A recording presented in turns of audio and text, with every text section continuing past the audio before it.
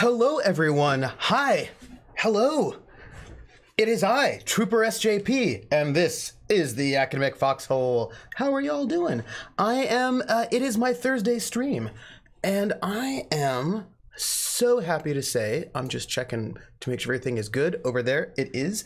I'm happy to announce that I am on time with my stream today. Why is that? Because I feel like I really have really started the summer, sort of. I mean, more or less, right? I mean, so what do I mean by that? What I mean by that is I don't think I have any reasons that I need to go into the department anytime soon. So my time is my own. I'm still not, actually, I'm still doing a bunch of stuff. You know how it is. I'm still doing a bunch of stuff. What am I doing? Well, I'm on two different search committees, so I have a bunch of sort of paperwork to do, and I've got a bunch of paperwork to do. But the point is that I'm not having to go into the department, so my time is my own. So here I am, streaming on time. How are y'all doing? I imagine you are all surprised. I want to thank Critwitch for the host. So thank you for that. What do I want to tell you all? What is happening and what is exciting right now? So today we are playing Where the Water Tastes Like Wine. This is session 17. We're going to be looking at our hippie friend Rose, and I hope that we will finish her story today. We'll see. I don't know how practical. Woo! Baron Tor! Hey, Baron Tor, how you doing? I had something I wanted to tell you. Oh. Yes, I have something I want to tell you. Not just you. Other people too. I mean, if there are other people watching, they can hear it. I won't exclude them from it, but I did want to tell you something because I thought you might be interested. Yeah, no, I will totally tell you. I will totally tell you. It's not like I won't tell you. I am going to tell you. What the thing is that I wanted to tell you, I won't not tell you. What I mean is I will tell you. And I'm going to tell you now. I'm not going to tell you later. I will tell you now. So,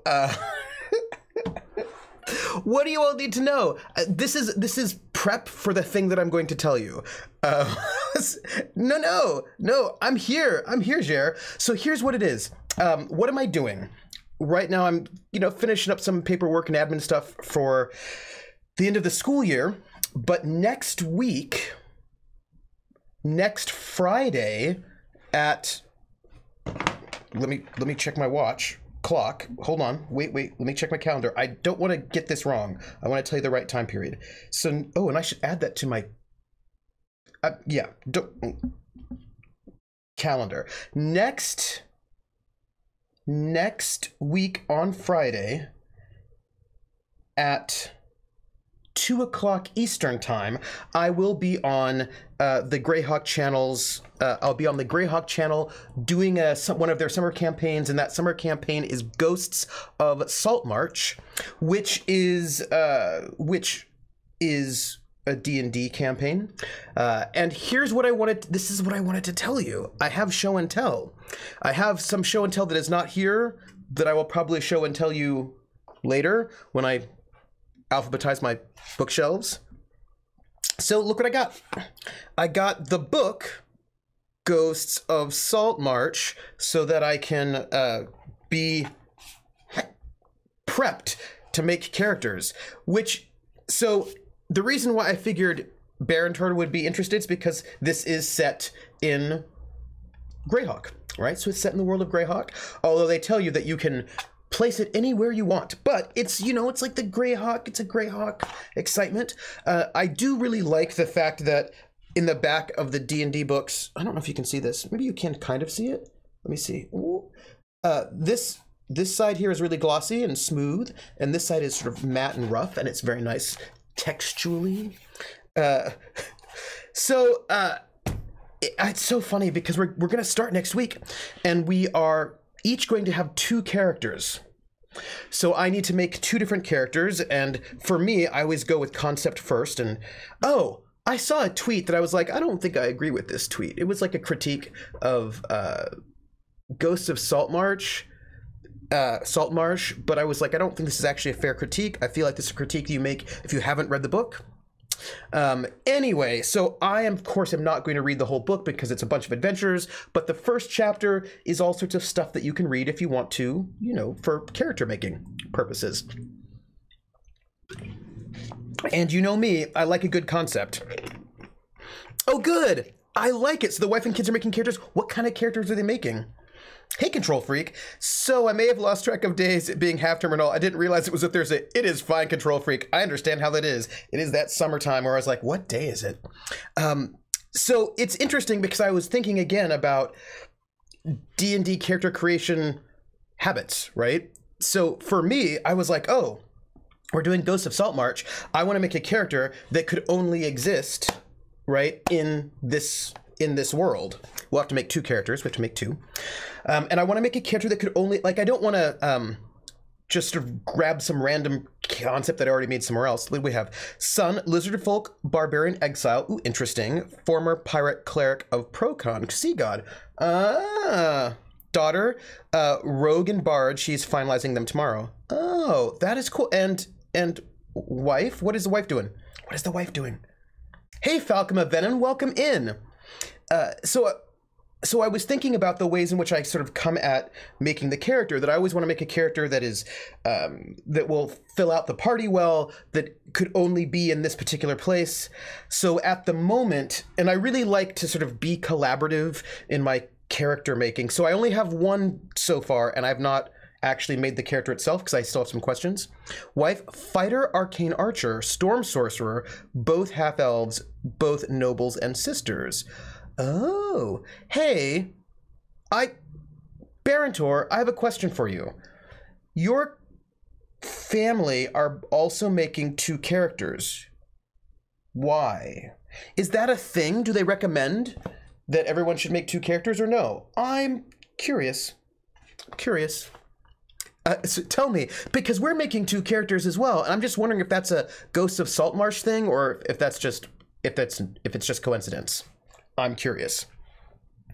So chatting a bit, I have my first character concept down. It's not 100% finalized, but the adventures are listed between 4 and 6 characters. I have 3 players. Ah, that's good. I like it. So my character concept so far is that are you ready? I think I'm allowed, I don't know if I'm allowed to tell you, but I'm going to tell you. That's how it is. My first character is going to be the father of another one of the PCs. Because I really wanted like a familial relationship that I haven't done before, and I have not done father and child, parent and child as like a PC pairing before. So I'm going to be the father of one of the PCs, and that PC, and we're both from Saltmarsh. The daughter PC is a half-elven warlock, but I don't think I know she's a warlock. I think that she has just, I probably think that she's a sorcerer. I don't think my character knows a lot of details about how magic works. So daughter is a half-elven warlock, and my character, who's the dad, is a brewer, also a native of Saltmarsh, a human, right? So human dad, a brewer, not a smuggler, rogue, right? So not a smuggler, rogue, brewer. I've got to figure out how to deal with that because artisan tools are not in either the smuggler or the rogue character creation things. So I've got to see if I can trade out one of my skill proficiencies for brewer, or, artisan tools, brewer tools proficiency. Am I thinking about going swashbuckler? Oh,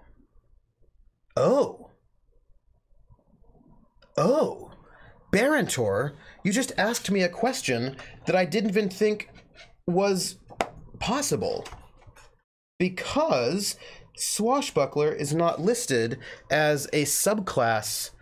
That's a fighter subclass, right? that's a fighter specialization. So I think you'd have to be a fighter for that to be a swashbuckler. Hey, B Boodle Floof, and also see Spider Mix. Wink. Rogue at 3rd level gets a subclass. Oh, it's in another book. Ooh. Xanathar's Guide. Oh. Well, if swashbuckler's an option, that might be good. That might be good. So what I think I might do is ask one of the GMs if I can switch out one of my skill proficiencies for a tool proficiency, because there's overlap between smuggler and rogue.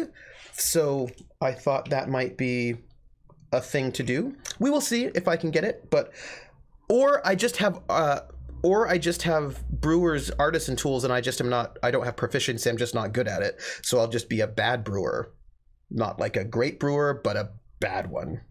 Which is fine, because clearly my character does things other than brewing on his off time. So there you go. We're looking at, I'm looking at a rogue smuggler brewer who has a daughter and who is a native of who's a native of Saltmarsh. That is what I'm thinking. But I should get Xanathar's Guide, but I don't know what my second character will be. I want somebody who's different than the yeah, bathtub gin doesn't really need proficiency. This is probably true. Like, I'm probably like, I make beer. And people wonder how I make money when my beer is so questionable. I'm getting ready to finish up my character for Greyhawk Summer season. Oh, so exciting. Falcon of Venom. Who's your character? Anyway, I'm doing the concepts. I haven't actually made the character yet because I should probably get Xanathar's Guide, because I have some details that I need to know. I'm going to write down Xanathar's Guide. Xanathar's Guide. Boom. Oh, you're a warlock. Is the Demalong variant humans? If so, you could take a feat for the brewer's tools and some other skill proficiencies. Hexblade, Blade Pact. Ooh, that's cool, Falcon. I don't know, Barantor, because I think my house, come on. Come on in my house, come on. Come on in my house, I'm gonna give you candy. Come on in my house, I'm going to give you everything. It is a raid. It's a raid. Hello, welcome in, raiders. I see all these pumpkinberry raiders. Let me give you a response, a delicious response with a pipe, and I will say, just so you know, here's my response for you all, and I mean this in the best possible way. This is not a raid. There you go. This is not a raid. Welcome in, all of you, pumpkinberries, pumpkinites, berrylicious friends. Ooh. Somebody's watching me, and I have no privacy. Whoa, I always feel that somebody's watching me. Tell me, is it just a dream? Oh, hey everyone. It's but we call us adventurers. Oh, no, that is fine. I'm happy for the adventurers. Wait, here's our streamer. I think if you don't know pumpkin, oh, I sing Pumpkinberry. Is that yes. Oh, Pumpkinberry, I do. I sing and I embarrass people all the time is what I do. Peanut Butter Princess, and also Niacide and Hodorific and Patrick Crusader, thank you so much for the follows. It is really, really appreciated, and I want you to know that when we get to 500 followers, I want you to know what we're gonna do. Thank you, Niacide. I want you to know the thing that we're going to do when we hit 500 followers, that you are all helping me attain, all of us attain. So it's not like, although maybe it's a punishment. I don't think it's a punishment. I think it's a present. When we hit 500 followers, thank you, Happy Meanie. When we hit 500 followers, I'm going to do a stream of a visual novel in Pig Latin. Because, don't you want to stream in Pig Latin? I think you do. I think you want to stream in Pig Latin. So, no, it's, oh, thank you, Boy Fruit. It's going to be Pig Latin. And the good part is because it's a visual novel, you'll have everything in English, so you'll know what's happening. Utbe, iwe nk ixbe, ide, olhe ingthe inwe igpe atenle, itwe ilwe ibe ose udge, enwe also we unfe. Enwe also we ewe itale itbe ild way. Like, we're talking wild. This is this is what it is. Just a wildness in Pig Latin. That's what we're gonna do. It's like, it's almost speaking in tongues. Oh, Dreamfall. Yeah, no, told me, was like going back and forth between us when I was playing Dreamfall and tell me about your stream of Dreamfall. And it was amazing. Thank you, 1.61. Thank you. I think, yeah, Pumpkin, our first conversation was actually 5 hours long. It was, aye idente one, aye idene iste. Oh, D Corner. Totally you do. This is, thank you for La Santo. Orla Santo Fe, thank you very much. It is much appreciated. I don't, you know, my, for some reason, my OBS is not updating my followers, which I think is, unfair. There we go. What are you all talking about right now? I did not curse you with a shamanistic ritual. That would be like far more Cthulhuoid, although I feel like it might be on brand. Pumpkinberry's here. Thank you, Salesd. How many followers am I at right now? Because, oh, I think I'm at 455, everyone. We're so close. Oh, there's gonna be a Pig Latin stream. Pumpkinberry, what were you streaming before you got here? And also thank you, Keeper of the Art. Welcome in. By the way, everyone, I am Trooper SJP, and this is the Academic Foxhole, and you welcome in. We're playing Where the Water Tastes Like Wine today, but at the moment we're talking about Dungeons and Dragons because this is how it happens. This is part of the way life works. Oh, so Browntown Bobby, welcome in. Ooh, you were talking about tabletop stuff. Oh, Logic Cone, it is a weird game. It is very good, though. We totally play the game. We do. Thank you, Looking Glasses. And I have no privacy. I always feel that somebody's watching me. Tell me, is it just a dream? Hey, Pumpkinberry. Oh, thank you so much. Are you going to bed, That is fair. Savina5, thank you for the follow. I want to do something so that Pumpkinberry can know a thing that happens on our stream, you know, but we'll get there. Oh, the soundtrack for this game, Grizzlybeard, is amazing. Thank you for the follow, Grizzlybeard. Thank you very much. I love the soundtrack, and I just want to sing it all the time. Hey, Pumpkinberry, I want to sneak in and like do something that will be like surprising, but I won't do it just yet. Thank you, Prince Riley Phoenix, for the follow.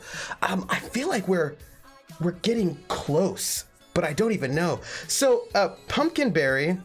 Oh wait, Driving Me Spare says, I fe 100 hey subscribers say ear hey iwe umke, and oh yes, Logic Core, you do see Unknown Armies right back here. Sadly, oh, Ms. Vixen, thank you so much for the follow.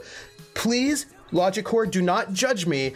right now, I just basically put my game books up on the shelf, but I have not alphabetized them. So they're not alphabetized. So please don't judge me too harshly. Thank you, Sharp Shadows 5, for the follow, for not having the shelf, my gaming shelf, alphabetized. And I know that you're looking at it and you're thinking, why is it not alphabetized? And then you're looking at me and you're judging me and you're thinking, how can this even be? Togly96, thank you for the follow. So what I try to do is I try to alphabetize it by, okay, so I know you're all judging me now because they're not alphabetized. I know it. Stranger Paws, thank you so much for the follow. You do by Systems Games. So I do it by I do it alphabetically, and then I do core books first, and then I do supplements alphabetically. So like it's sort of by game alphabetical, and then oh, D Corner, thank you for the follow, and Stranger Paws as well. All mine are the floor and tables. No, like I know, I can't do fully alphabetized. I have to try to do by category, then by book size. No, see, I'm all about some kind of order system, but it doesn't have to be alphabetical. With gaming, I tend to do it alphabetical. To be honest, I tended to have GURPS first because GURPS will just take up an entire shelf. So I'll do all of that first. So I do GURPS and then I do everything else alphabetically. Oh, sorry. It's also alphabetical by game name, and then edition, time order. So if I have first edition goes first, then second, then third, and then within each edition, core books first, and then supplements alphabetically. That's how that goes normally. But I moved during winter break, and I haven't had time to really. I've had time to unpack a little bit, but not really to organize. So you know, that's it. Oh, it does. But I was just saying that I just got Ghosts of Saltmarsh because I am playing on the Greyhawk channel starting next week on a Friday. And I need to get Xanathar's Guide. And so I'm going to be playing a dad. I don't know if I'll be a sad. I think I'm going to be a slightly sad dad. Or I don't know yet. I'm going to be like a brewer who's not really a smuggler rogue, but I'm really a smuggler rogue. And did you picture of the heathen who puts their books pages facing out? Oh, you know, my academic books or my nonfiction books are organized by topic in a vaguely Dewey Decimal System way, more like the occult, history, cooking. Like, so, I mean, you know, I think we all organize in our own way. Despondent Father, well, a bootlegger. Yes, Odious, it's true. I mean, I'm playing a bootlegger. I'm playing a bootlegger, and my daughter's a warlock, and I don't think I know it. I think that he thinks that she just starts getting magic powers sort of spontaneously, because isn't that how that works sometimes? Like, you just... I don't know how elves work. My character's a human. The mother was an elf. Daughter's a half-elf. And the mother left. You know how elves can be. Elves go to places. And so I don't know how it all works. And I just assume that these powers she's getting from some sort of evil pact are just a natural occurring thing. I mean, I'm a bootlegger. What do I know? That's Fae business, wood magic and whatnot. So, like, I don't know how these things work. I also got a present from Rissa, and it is the Audron sequence, which is a cyberpunk trilogy that is also sort of like a mix of... Well, this is what one of the people in the back says. Fast, cool, clever, beautifully written, absolutely authoritative. A kind of cyberpunk Raymond Chandler book with dashes of Roger, Zelanzi, Ian Fleming, and Scheherazade, but altogether original. And I'm just saying that cyberpunk, Raymond Chandler, Ian Fleming, and Scheherazade are all keywords that make me really happy. So I am more than pleased for this one. elves. How do they work? I don't know how elves work. Sometimes we do things. I don't see Nobles up there, otherwise known as the huge weird game that doesn't fit on a shelf. Also, you need a degree in societal anthropology to play. I don't have Nobliss, but I want it. I think I actually have it on PDF, but I don't have the hard copy, which makes me sad. Ooh, it's a subscription. The name, here you go, everybody. Come on, everybody. I said, now let's play a game. I bet you I can make a rhyme out of anybody's name. The first letter of the name, I treat it like it wasn't there. And then a B or an F or an M will appear. And then I say bo at a B, then I say the name, then banana, fanner, and foe. And then I say the name again with an F, very plain, then a fee, fi, and a mo. And then I say the name again with an M this time, and there isn't any name that I can't rhyme. But if the first two letters are ever the same, you drop them both, then say the name, like Bob. Bob, drop the B's, Bo, Ob, or Fred. Fred, drop the F's, fo, red, or Mary. Mary, drop the M's, mo, airy. That's the only rule that is contrary. Be right, bo, E right, banana, fana, fo, fee right, fee, fi, mo, me right. Be right. Thank you so much for the subscription, Be Right UK. Welcome in, and thank you, so lovely. It is much appreciated. So, if for all you know, all these subs go and help me as I'm going to go and start running some kind of game myself on my channel. Or somewhere. There's still discussions going on behind the scenes about where the French Resistance game that I'm planning is going to take place. I am, right, here's my Fate core, because it will be in Fate. Your cat was fascinated? Well, that is good. Oh, Pumpkinberry, I'm happy. Also, if people don't know, Pumpkinberry was a guest star in my Night Witches campaign over on Geek Space TV. She was amazing. She was tops. And I am...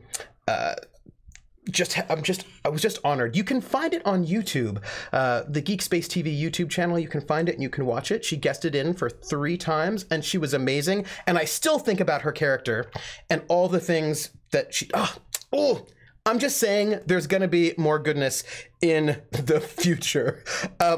So that is what the subs are going to right now, helping me get together to go and get a good cast for the French Resistance game. And, ooh, so exciting. Actually, it does say Honey Baked Vegetarians. No, it says Honey Baked Shenanigans with the Golden Glory, which was a group of superheroes that was GM'd by Little Red Dot on Off the Table, I believe. And, you know, so we're trying to do the good stuff. I have no idea who my second character will be for the Saltmarsh campaign because I don't know what everyone else is going to do yet. And I want to make a character that will complement everyone else. Like maybe I need to be a cleric. Maybe I don't know what they'll need. Something. Well, you know, oh, what? Levi? The name game. Come on, everybody. I said, now let's play a game. I bet you I can make a rhyme out of anybody's name. The first letter of the name, I treat it like it wasn't there. And then a B or an F or an M will appear. And then I say bo at a B, then I say the name, then banana, fanner, and foe. And then I say the name again with an F, very plain, then a fee, fi, and a mo. And then I say the name again with an M this time, and there isn't any name that I can't rhyme. Levi, bo, bevi, banana, fanner, fo, fi, fee, fi, mo, me, vi. Levi. Thank you. Thank you so much. There is another thing that we do here singing wise, but it hasn't happened yet. Nobody has triggered the thing. And if someone does trigger it, then I will have to sing the other song. But you know, it's hard. It is not easy to do. And I'm working on it real hard. Um, and that is Cthulhu smoking a pipe, because Cthulhu should always smoke a pipe, but it's a non-Euclidean pipe, so that's, you know, that's what it is. Thank you, Toddler from Hell, for the follow. Thank you very much. Once we get to 500 followers, I'll be doing a stream of a visual novel in Pig Latin. The visual novel will not be in Pig Latin, but I will be in Pig Latin, because that is what you do, clearly. So today we are, oh, I didn't tell you all. We have a giveaway for today, and it is Rock of Ages 2 Bigger and Bolder, which is an action comedy racing game. Also, at 10 o'clock Eastern Time, 10 o'clock Eastern Time, 7 o'clock Pacific, I will be hosting Critical Role on my channel. So if you want to watch Critical Role, but you want to be in a chat with people who are nice, and they're not like 50,000 of us, but like a nice, good community of chatters who, you know, are mellow, you can come and hang out with me if you like during Critical Role with the Foxhole. Now I have to repeat everything, says Krellin, all stream. Schrodinger's Cthulhu cat, it both smokes and it doesn't. But see, I feel like that particular pipe works really well for a Cthulhu pipe, because as we know, it is not a pipe, which makes it therefore somehow Lovecraftian, I think, right? Perhaps. So we are going to be playing today. It is madness. It is madness. We're going to be playing Where the Water Tastes Like Wine today, which is part of my series where every year I like to play each one of the games nominated for Excellence in Narrative for the Independent Games Festival Awards. We're playing through all the nominees for 2018. Yes, I realize it is 2019, so, you know, we are not fast on it. Ooh! Earway and hey, the anime. Eve way at gay way at lay of way at way it wakes te ute it gay young way oh. Earway and hey, the anime. E they I skays are ani say. Old man the 80 ash and pray ooye oothre. Oozy stay away young rayo. Ewe every eat ray ed lay of way ed brands lay ute day. And when we see the end lord we look lay at the I got ray in the IA. We're in the money. We're in the money. We've got a lot of what it takes to get along. Ooh! Thank you for the donation. Oh my gosh, D Quarter, thank you. You triggered the other song. That was awesome. Sorry, it is any excuse I have to sing along with Ginger Rogers in Pig Latin is gonna make me really happy. So thank you so much. So here's the thing about Ginger Rogers and her amazing Pig Latin skills, because I don't know if you knew this. Hold on, here, come back over here for a second. We're gonna go back, but for one moment. So Ginger Rogers, before she, you know, was like Ginger Rogers and Fred Astaire, when she was on vaudeville, one of the things that she would do is that she just like sing songs in Pig Latin. That was one of her things. So she'd sing like the hits of the day, but in Pig Latin. And her Pig Latin is amazing. And D Corner's like, I thought that might have been it. D Corner, you were right. That was it. That was it. But her Pig Latin is amazing. And the thing is that she is so interesting. Like, I've been studying her Pig Latin because rhythmically she's so complicated. So she doesn't just do the Pig Latin like you would do it, right? So in that one, so like she goes, Earway in hey, the anime, right? So we're in the money. But she doesn't Pig Latin the in that phrase, we're in the money, Earway in hey, the anime, because if she did Earway in hey, e they anime, it would ruin the rhythm. So she uses the normal, but when with the line, the skies are sunny, she says e they I skays or unny say, because that fits the rhythm better. So she's really interesting, like about when she sort of breaks up the syllables and like does the Pig Latin for multiple syllables, or when she just uses the whole word. And she sometimes will drop a thing so that she can get the rhythm in. And she's got this super cool rhythmic thing that she's got going on with one of the lines that I still am trying to get down because it is really hard. It's Irwe hey the anime, Irwe hey the anime, that's pretty normal, right? Irwe hey the anime, the ice skates are ani say. Okay, so it's this line here. Old man depression, you're through, you've done us wrong, right? That's the line. Old man depression, you're through, you've done us wrong. But she does this thing where she's like, old man and pray, she does this really cool thing where she pulls out one of these vowels to like switch, like to syncopate a little bit, and it's so cool. And I still don't have the rhythm just right because she's got this like cool syncopated micro rhythm, and I'm gonna get it. Like I'm gonna get it perfectly. I just have to sit. I have to sit around just singing along with Ginger Rogers a lot. Is what I need to do. That's what I need to do. Yeah, she was just so cool. And of course she's awesome because she did everything that Fred Astaire did, but backwards in high heels. And that is totally true, D Corner. Okay, Jer has revealed my secret. It's not really a secret. I am a musicologist. That is what I do. It is my job. I do music. Oh, I found an academic article. So just, I'm going to nerd out for a moment. I found an academic article that talks about Pig Latin in popular culture and talks about this particular sequence, which, by the way, is from the film Gold Diggers of 1933.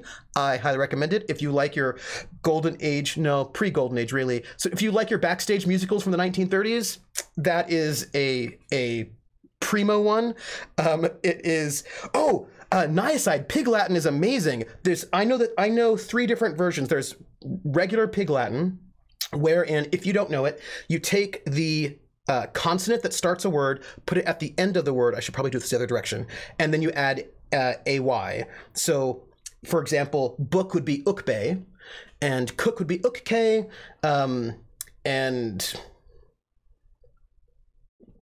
love would be avle. But if vinyls. I've got some good vinyls.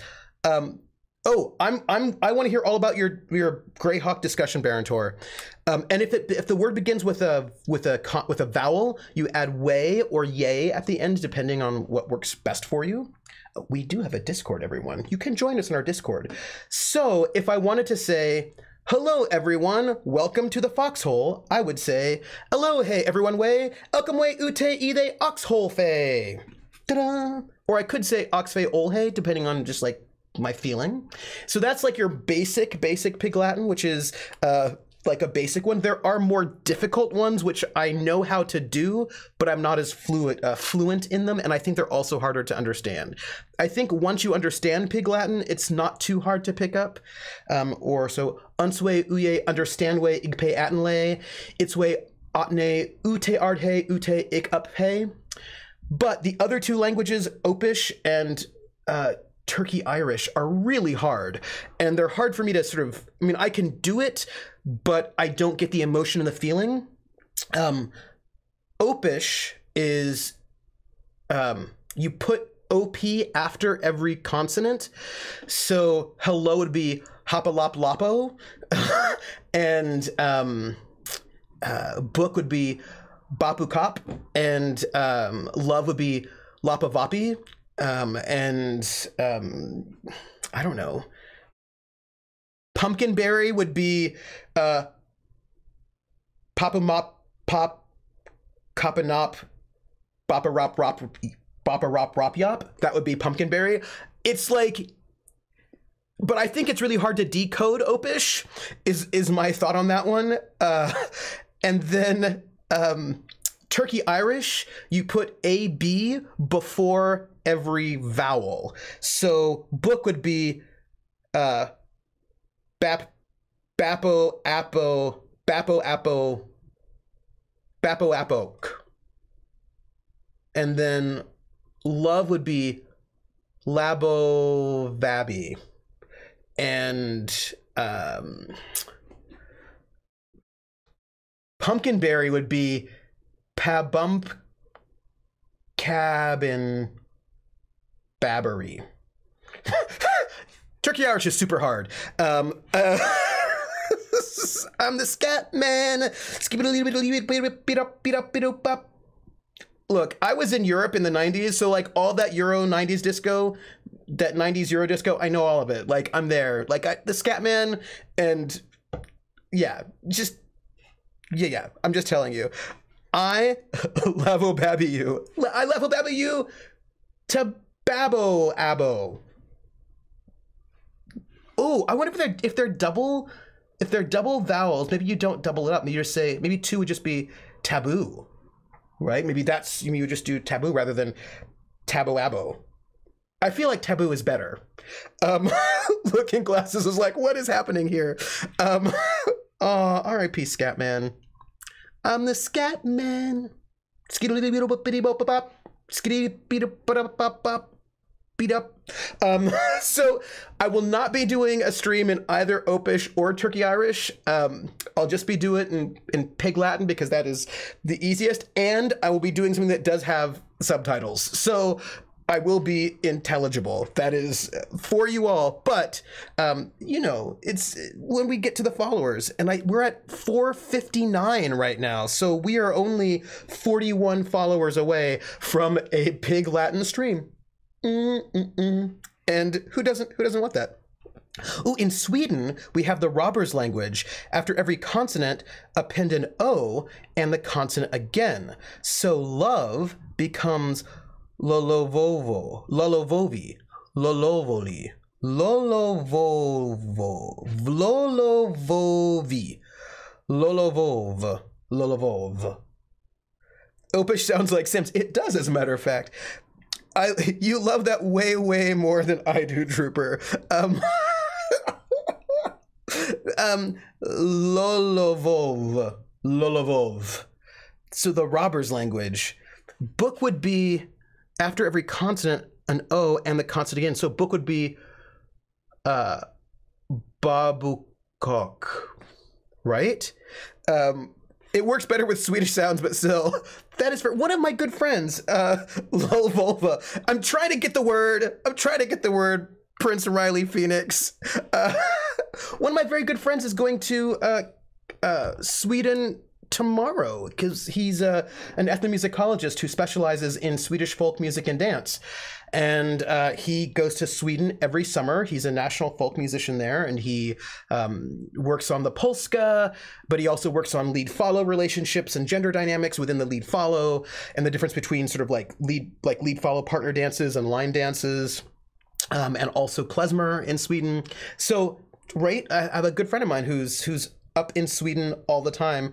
Bo Bukok, Lulavov. Cool would be yeah. Kakulol. Oh, and then there's Cockney rhyming slang, right? That's another one where like frog is road. And you know, this is what we do. So frog is the same word for road. Like I was over on the Frog, you know, take the frog down the street. Because what they do is they sort of make a phrase that will rhyme with the word, and then they only use the non-rhyming part. So frog and toad is road. So if you want to say road, you just say frog. Frog and toad is road. And I can't remember what all the other ones are, but they have like all of these like coat and hat is, you know. So yeah, that's right. Apples and pears. Apples and pears is apples and pears is what now? It's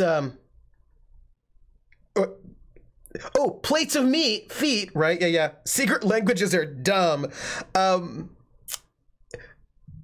Stairs. Oh, that's right. Apples and pears are stairs. Thank you. Dog and bones a phone. Take a butcher's and the apple and pears. So, but here's the thing about secret languages being dumb. Sometimes they occur for reasons, right? I mean, Pig Latin, I don't think there's any like specific reason for them. Butcher's hook is a look. But in England, oh, Barney Rubble's Trouble. Oh, nice. There was a Barney the other night. In England, from like, I suppose like the turn of the century to about the 1950s, there was a secret language called Polari. And Polari was a secret language that gay people developed, that queer people developed, so that they could talk and people wouldn't know what they were saying. And it was like a mix of like a little bit of Italian and like sort of heavy slang, so that they could communicate with each other and people wouldn't know what they were saying. I am not an expert in Polari, although I found a scene, like a little scene on YouTube where two people were speaking in Polari, and let me tell you, it is hard to understand what they were saying, but that was the point, because they wanted people to say things without getting arrested, right? Without being found out. So going back to Dungeons and Dragons, work with me for a moment. This is relevant to Dungeons and Dragons. Krellin says, talking around your oppressors is the only justification for a secret language. I mean, and I think that's probably where...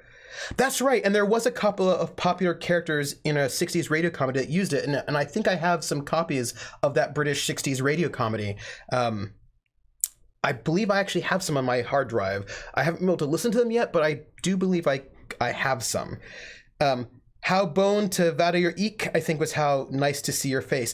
Yeah. Oh, because bona, like bona is like is good. Like how bona to vada your eek. Yeah, bona is good. And that's sort of from Italian, sort of.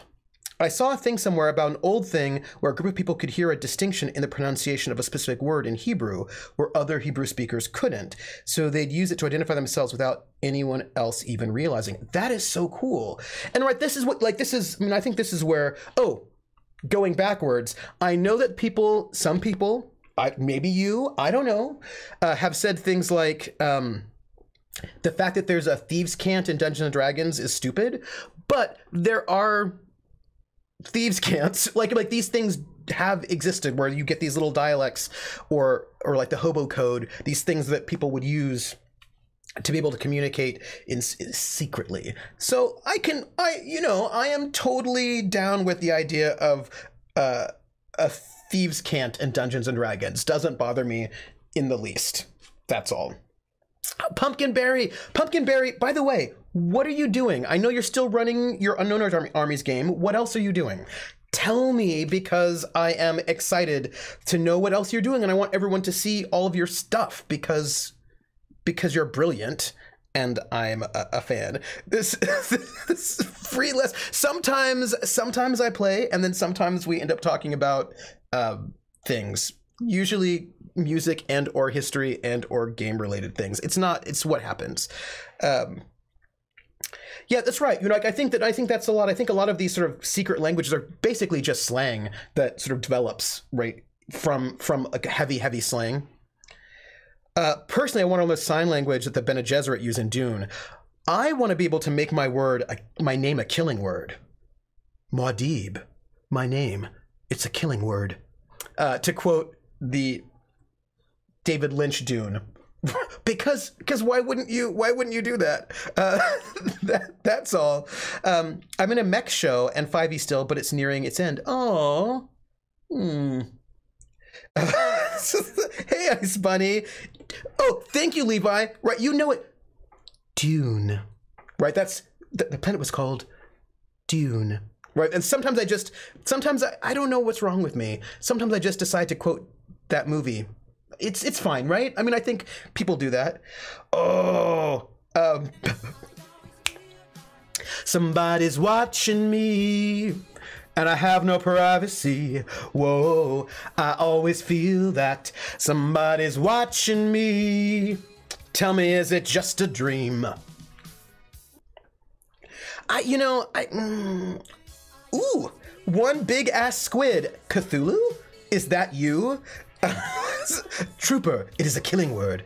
I'll just quote it. That's what you do. Odious says, secret languages can also be means for members of a profession or ethos to communicate where cultural language may frustrate that. Definitely helps at my dinner table where nobody can be expected to know 5+ languages. Oh, definitely. Well, if you walk without rhythm, you won't attract the worm. This is also true. The spice must flow. I have a wood burning of a sandstorm on a dune, and it says the spice must flow. Levi, that's because you're awesome. Oh, if pumpkinberry was a killing word, it'd be death by laughter. Oh, that'd be a good one. You'd say pumpkinberry, and all of a sudden, oh, she would go pumpkinberry, and then we all just start laughing, and then we'd fall over. I once thought I might die from laughing. I was really worried about it. One of my bosses, says Be Right, was from the US, and he picked up my habit of saying, "That's bollocks," to say something was plainly wrong or stupid. Having the phrase in an American accent was even better. I like bollocks. I think it's good. I mean, I like the phrase. We had a version of Pig Latin we used among my friends in high school. Oh, really? How did it work for Lasanto? English swear words got through a number of US TV programs without my realizing. Buffy. Oh, yeah.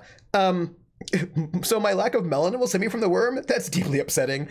This is really interesting because there's like a lot of sort of disjoint between sort of UK English and US English that will get by censors, which I think is pretty amazing. Like Fanny in the US is your bum, but my understanding is that that is not what it is in UK English. So it's not a swear word, or it's not particularly dirty in US English. But my understanding is that that is not the case in the UK. Trooper, how comparable are these secret languages to internet slang? Oh, that's a good question. I've caught myself saying Rogers and poggers in real life, and I doubt I'd know about the word yeet without the internet. Would these words have been more local and sort of secret to the others without the internet? You know, I think that's probably true. Oh, that's a very good, oh, and Spike flipped off Giles. Oh, yeah, and Buffy. Yeah. Right, yes, because we don't have the same flip off. Front, bottom. Oh, so this is, we had memes in person in the 80s without pics. You know, I think Werlock is right. I agree. Bloody doesn't mean Jack in the US, but that's basically the bomb, the F-bomb in the UK. Oh, yeah. No, I think it's actually interesting because the thing about slang is that slang, you know, you probably did not know this about me, and you probably would never have guessed, but I am quite into the 1920s for many reasons, including Call of Cthulhu. So I've like studied up on my 1920s slang, and some slangs from the 1920s we would still recognize, but some of it is like sozzled. Like there are a lot of things that we wouldn't understand what those words were now. So that's really interesting, how the ways in which slang can make things unintelligible when you no longer have the continuity. The sheer amount of pointing in US shows mortified my first gen Confucian kin. They wondered why our censors were so asleep at the wheel. Oh, odious. Yeah. I think that's so fascinating. Sozzled is drunk. Thank you, Be Right. A young lady who was part of my school's German-American exchange student program did a hilarious impersonation of our British English teacher. We do not say pants, we say trousers. Oh, yeah. So, well, you know, because I play Call of Cthulhu. Also, the 20s is when a lot of my work, my academic work happens to happen in the 20s and 30s. Goes both ways. Mork and Mindy had a character called Mr. Wanker. I was shocked when I saw that as a kid. Oh, sloshed is also there. We have a lot of slang for drunk. Oh, hey, so here's a good slang. I think this is pretty amazing because it says a lot about the 1920s and early 30s, the Prohibition era. There's a song called Young and Healthy, and it was in maybe Gold Diggers of 33, maybe 42nd Street was in one of those two. You don't go out in the streets here in your vest and pants, you would be in your underwear. Right, and we would be fully dressed. I wouldn't have thought, says Missile Monkey. Yeah, started figuring them around the same time as when I learned a bit more of Queen's English. Oh, yeah.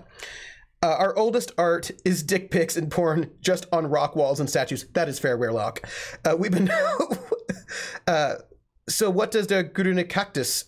Well, the grüne cactus is not actually a metaphor for a penis. That would be asparagus. So in Veronica the Lensesda, Veronica Spring is here. They talk about asparagus growing, and that is metaphor for penis. Green cactus is not a metaphor for penis. It's just a metaphor for sort of being a social outsider. But dancing in 3/4 time was slang for being queer. Also, having a house on the other side of the river was slang for being queer. But I was going to tell you, oh, right, yeah. So in the song Young and Healthy, so they sing, I'm young and healthy and so are you. No, I'm young and healthy. So let's be bold. In a year or 2 or 3, maybe we will be too old. So the bridge part is, you did come back at a weird time. If I could hate ya, I'd stay away, but that ain't my nature. I'm full of vitamin A, say I'm young and healthy. So, right, so in that bridge part, right, if I could hate you, I'd keep away, but that ain't my nature. I'm full of vitamin A. Vitamin A is alcohol. Vitamin C was cocaine. So in Prohibition, if you were full of vitamin A, you were super sozzled or sloshed. You were drunk. And if you were full of vitamin C, you were coked up a lot. So, you know, I'm just saying that this is like a, yeah. So that just song makes me laugh, because I was like, oh, you're super drunk, that's all. Yeah, house on the other side of the river, right, is or on the other bank, right? That means that was like a slang for queer in the 20s, 30s. Right, there we go. And then we were having a great time with the Green Fairy, and that's a lot of absinthe, my friends. Vitamin D. I have metaphors for that one. I'm not confirming or denying them, but I mean, I love that sort of a thing. So here's what it is, folks. I'm telling you, for real though, we're going to play, you know what? No, I have no idea what you're talking about. No idea whatsoever. Who knows?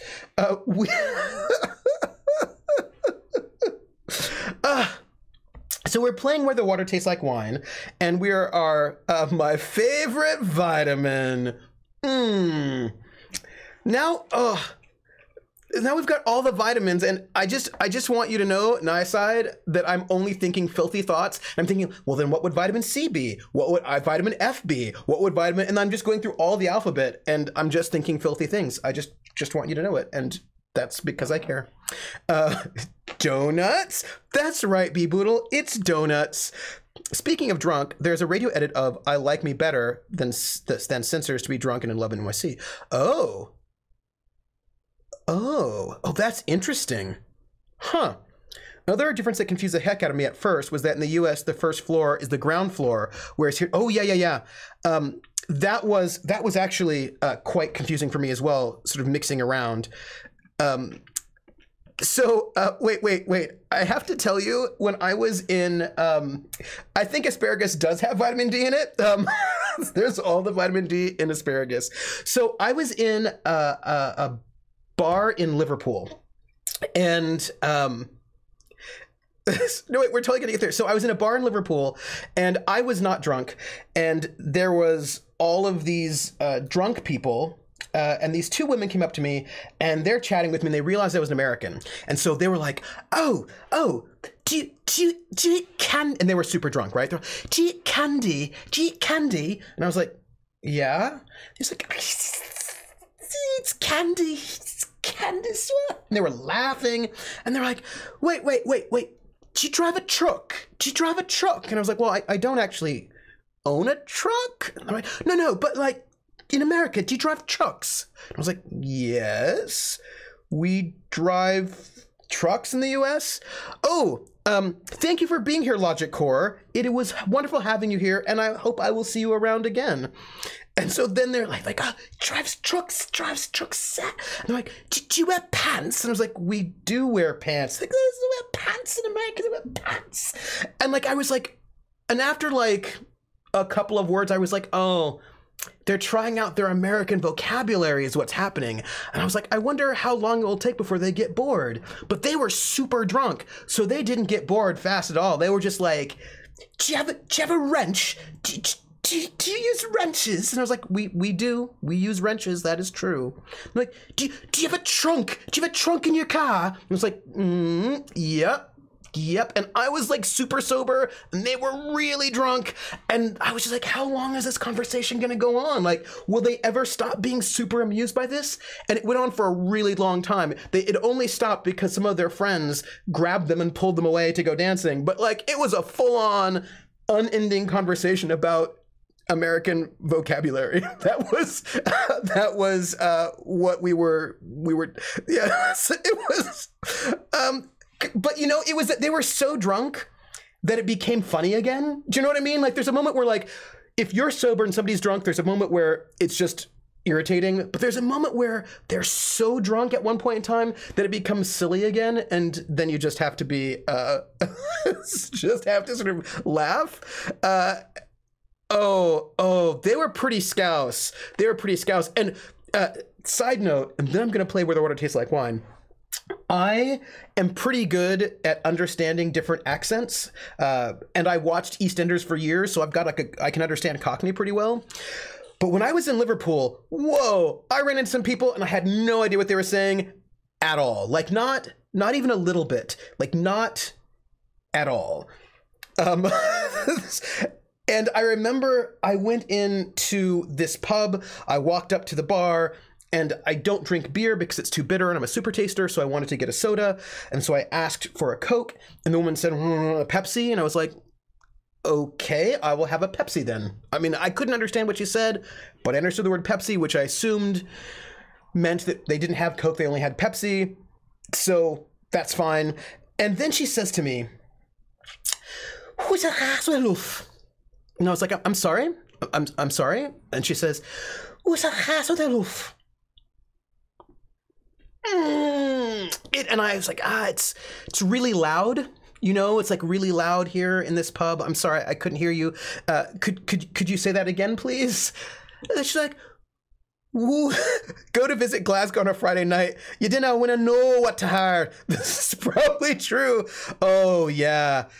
And then so she slowed it down and she said, "Would you like ice with that, love?" And I was like, ice.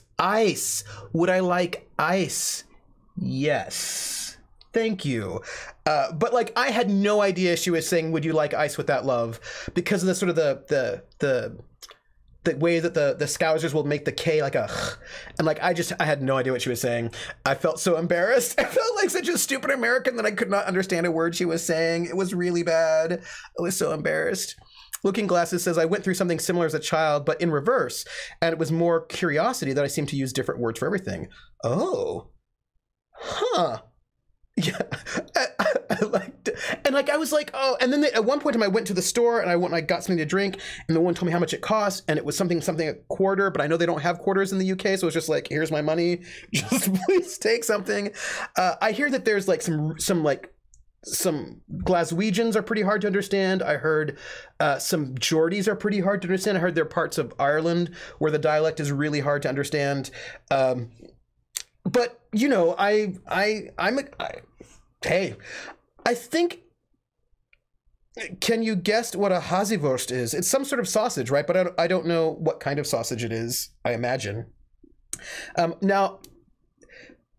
Oh, switch to Welsh. Like, well, then you're like, well, Welsh. I cannot help you. Speaking of Welsh trivia, you know, what's her name? Oh, Shirley Bassey.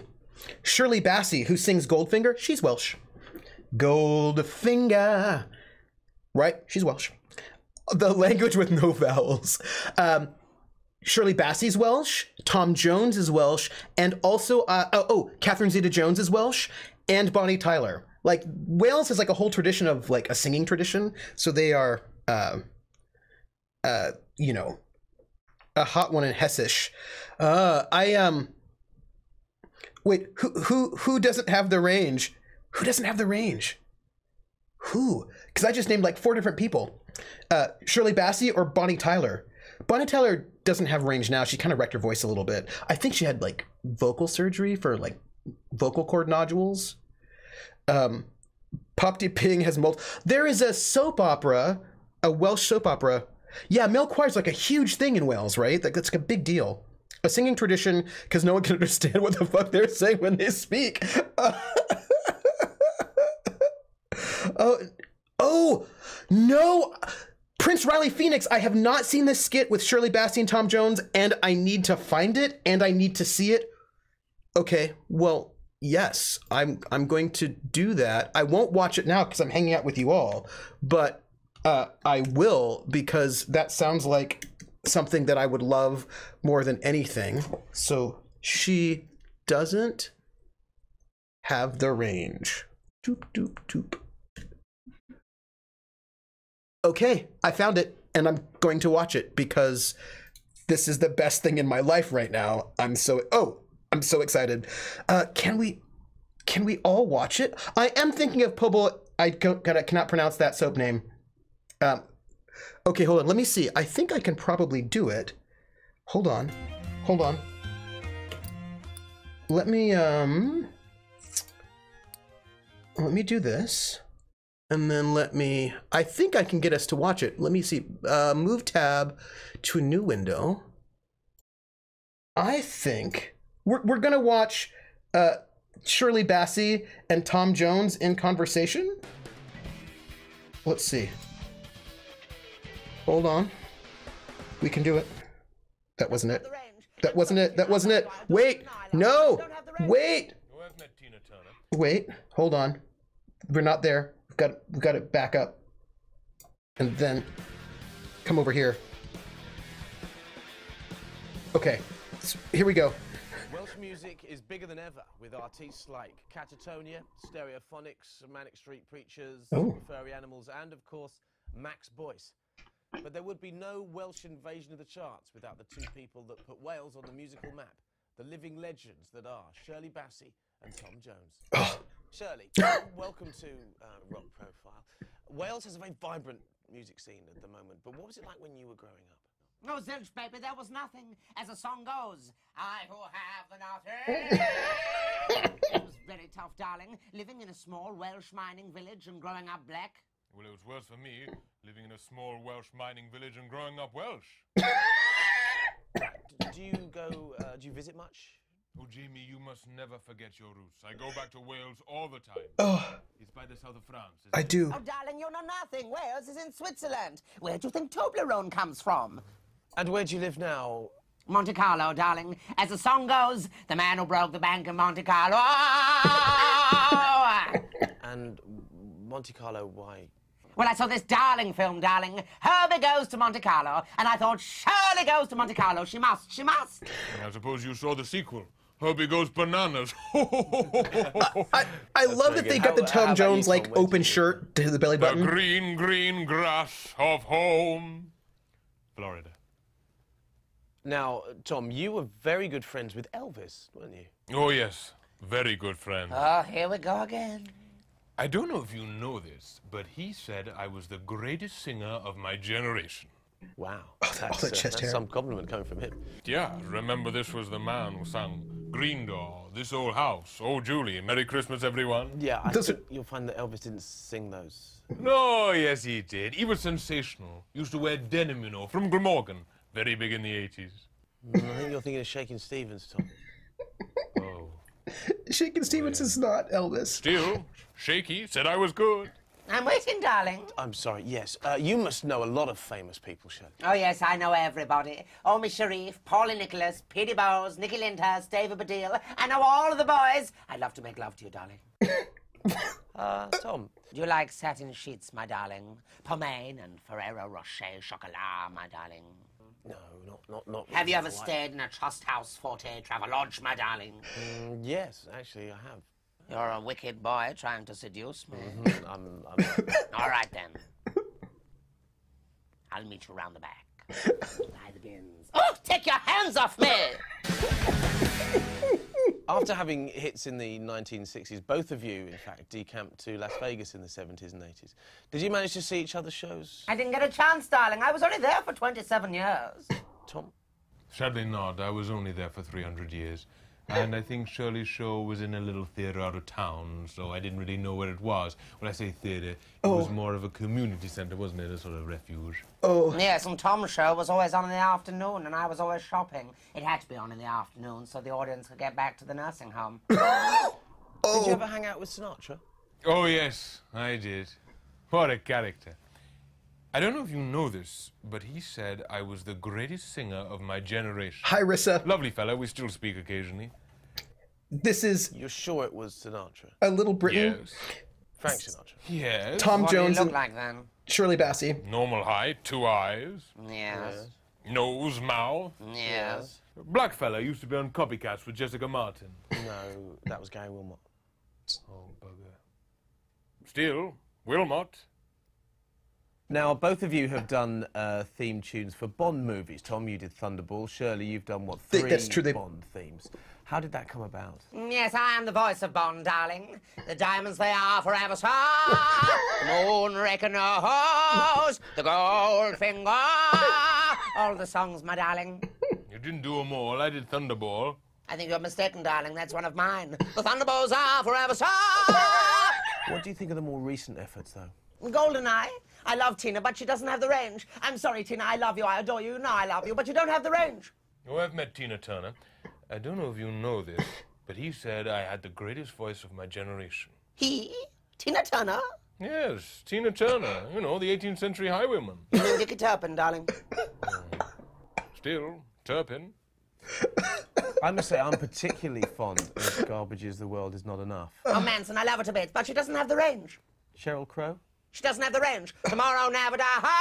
There, that's how it should be sung. Is there anyone you like? What about Gladys Knight? She doesn't have the range. Sheena Easton? She doesn't have the range. Paul McCartney? She doesn't have the range. Shirley Bassey? She doesn't have the range. I'm sorry, Shirley. I love her to bits, but she doesn't have the range. But that's you. I don't care. I don't have the range. Oh, I tell you who I have met. Tom Jones. Smashing knockers. Tom, your work recently featured in another film, The Full Monty. I'm so worried. I'm so worried about these people right now.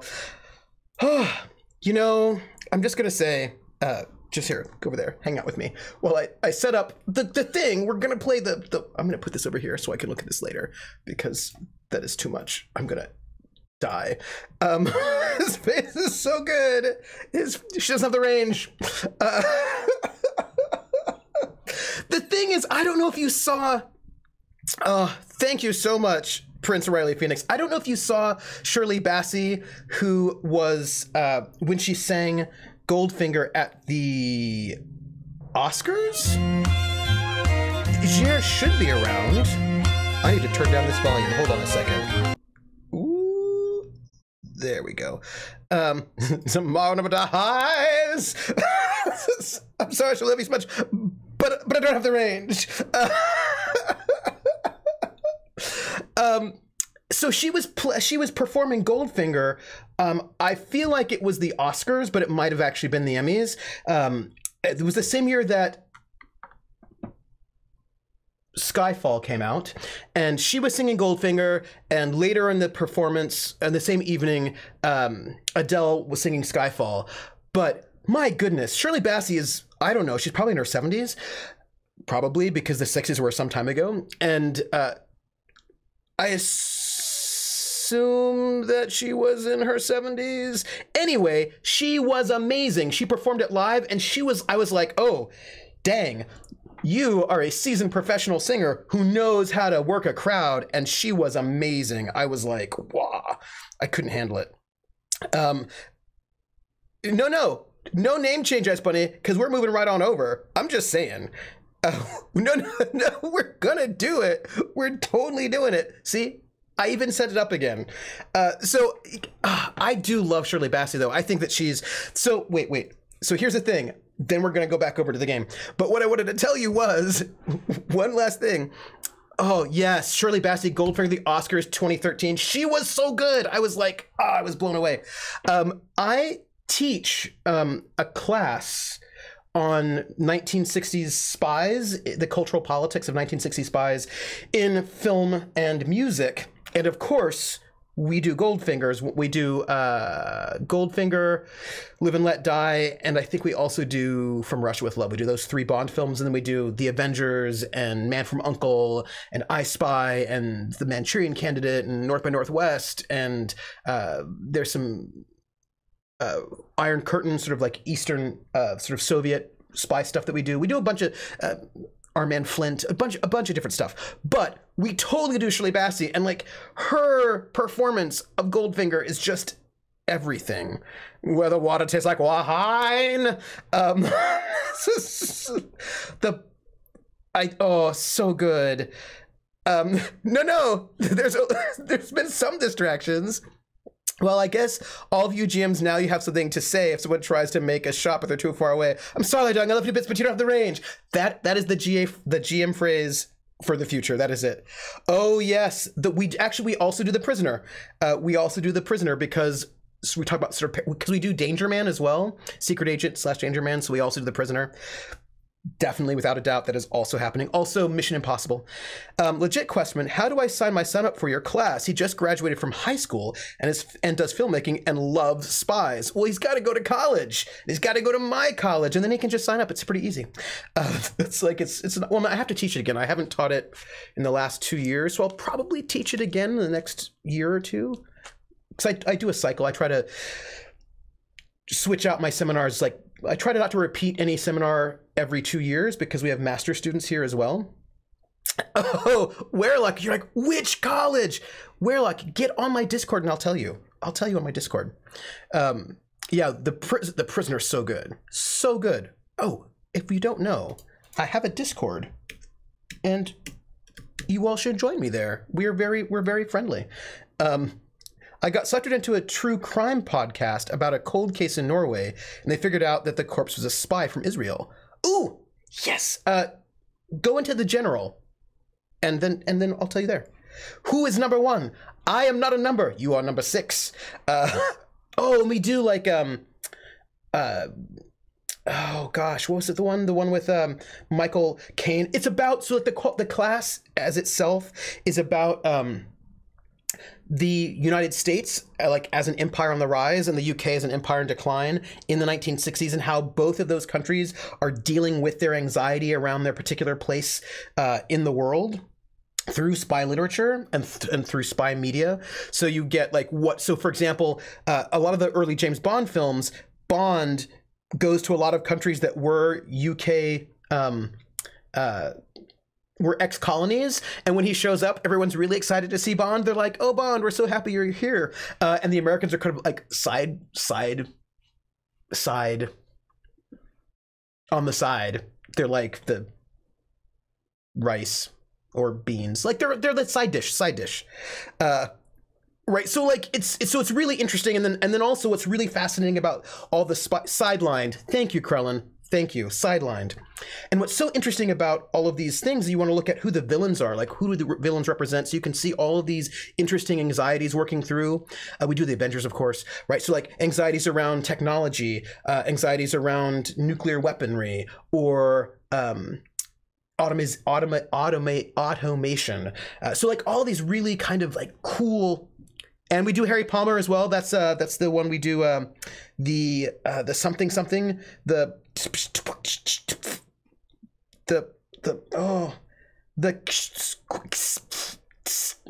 what is the name of that one? It's this first one.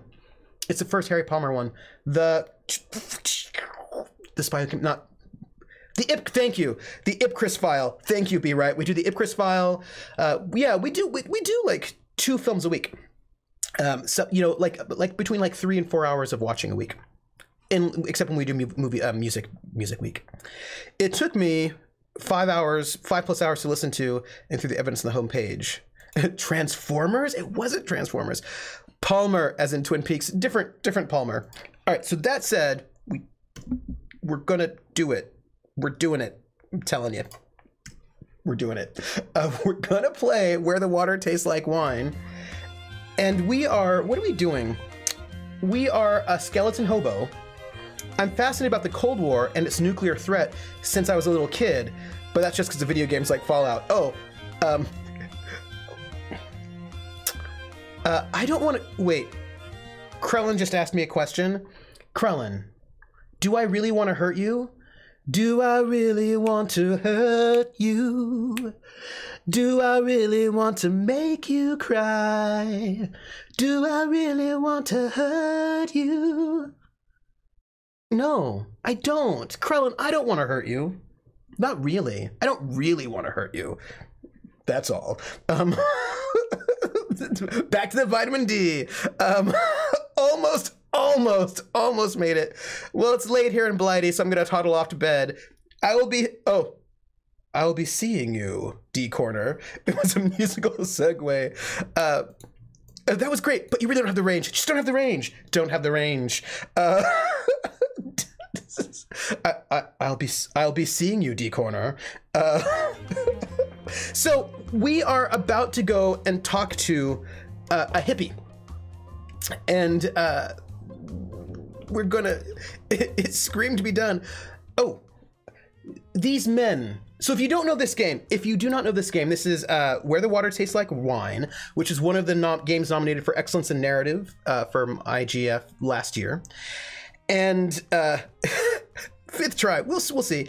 And in this game, we are a skeleton hobo who is wandering across the United States collecting stories from people. And as we collect these stories, they grow in the telling. And it's all very sort of mythic and it's very mythic, really. And we also have like 16 people who are kind of main NPCs. And as we talk to them multiple times, we get to know more of their story. And then we get to see their final form, their true form, which is usually something quite scary. I will see you later, Falcon of Venom. I will catch you on the flip side.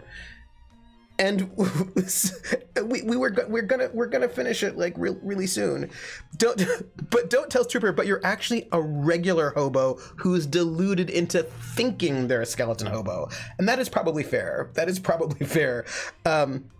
It's possible to not make skeleton hobo choices, but Trooper doesn't know that. See, I also make very questionable choices in this game that do not seem to.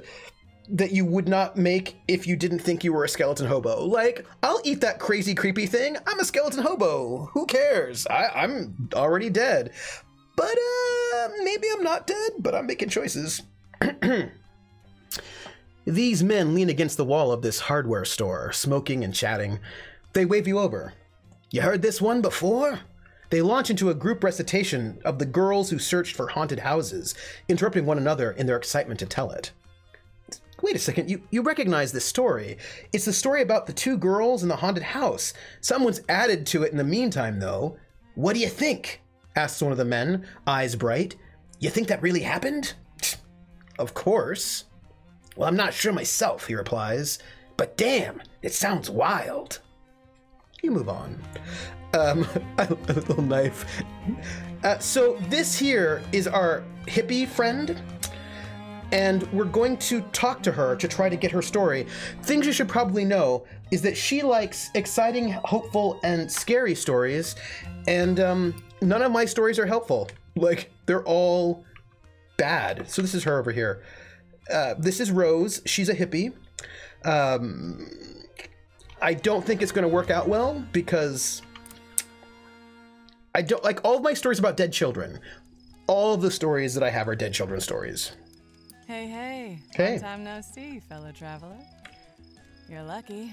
I'm bored and I'm itching for someone to lay a story on me. I can do that. It probably will not be a story you want. Do you want a story about dead children? I told you about hate and how I missed the summer and walked right into the fall, right? You want to hear about following the dead? So, you know, you can get exciting, hopeful stories if you make not skeleton hobo choices. Krellin, this is probably true, right? I could probably get better stories that were not about dead children if I did not make some poor choices like I make in this game all the time. This is also fair. She is cool. She like follows the dead. So the game seems to be mostly set in the 1930s during the Dust Bowl and the Depression, but not exclusively because some of the characters are clearly not from that time period. Like this woman here, she's like an ex-hippie, which means I'm thinking that she's in the 1970s. Right? Sometime in the 1970s is what I'm imagining. And also, Krellin's job is to throw shade. This is 100% true. 100% fact. It was a few years of bliss and acid. Then I found its problems. What were its problems? So anyway, got any good ghost stories? Ooh. Anything scary or weird? I do have scary, weird stories. I totally have scary, weird stories. Oh, Rissa. I'm not jumping off cliffs right now because they won't let me, but if there were cliffs, I would jump off of them. I would, because that is also my life. I'm gonna tell the story of the man whom the witch children turned into a dog. And See, Looking Glass is what you don't realize is that, like, if I'm playing a game, like an open world game, and there are cliffs and you can jump, like, sometimes you just want to jump off the cliff because it's faster, right? You could, like, go all the way around, or you could jump off the cliff. And do you die? Yeah, usually I do, actually. That's true. I often die because I fall off of cliffs or jump off of cliffs, or, you know, I should probably jump off of fewer cliffs. But I'm going to tell the story. I tell the story of the man whom the witch children transformed into a dog. Cool. Sounds more like you made it up. You wanted scary and weird. Ugh. Faster equals splat. It's only cliffhangers. There were some. By the way, Caught on a limb, I right? can't believe she didn't like that story. Make a life and a home when you're always traveling, following a band. Interesting. I needed some roots. Then someone turned me on to the Back to the Land crowd. Still 70s, right? Anyway, you got any good hopeful stories about the world becoming a better place? Not many. Like, most of my stories are not that hopeful. They are actually, you know, sad. And it's not the fall, but it's the landing that will alter the social standing. Sorry, Trooper, I was reacting why to the hippie wanting scary stories, which you have, right? I jump off cliffs all the time in games. It's the best way to travel in Elder Scrolls. Oh, Looking Glasses. My life in Elder Scrolls, if, like, when I think about what I did in Morrowind,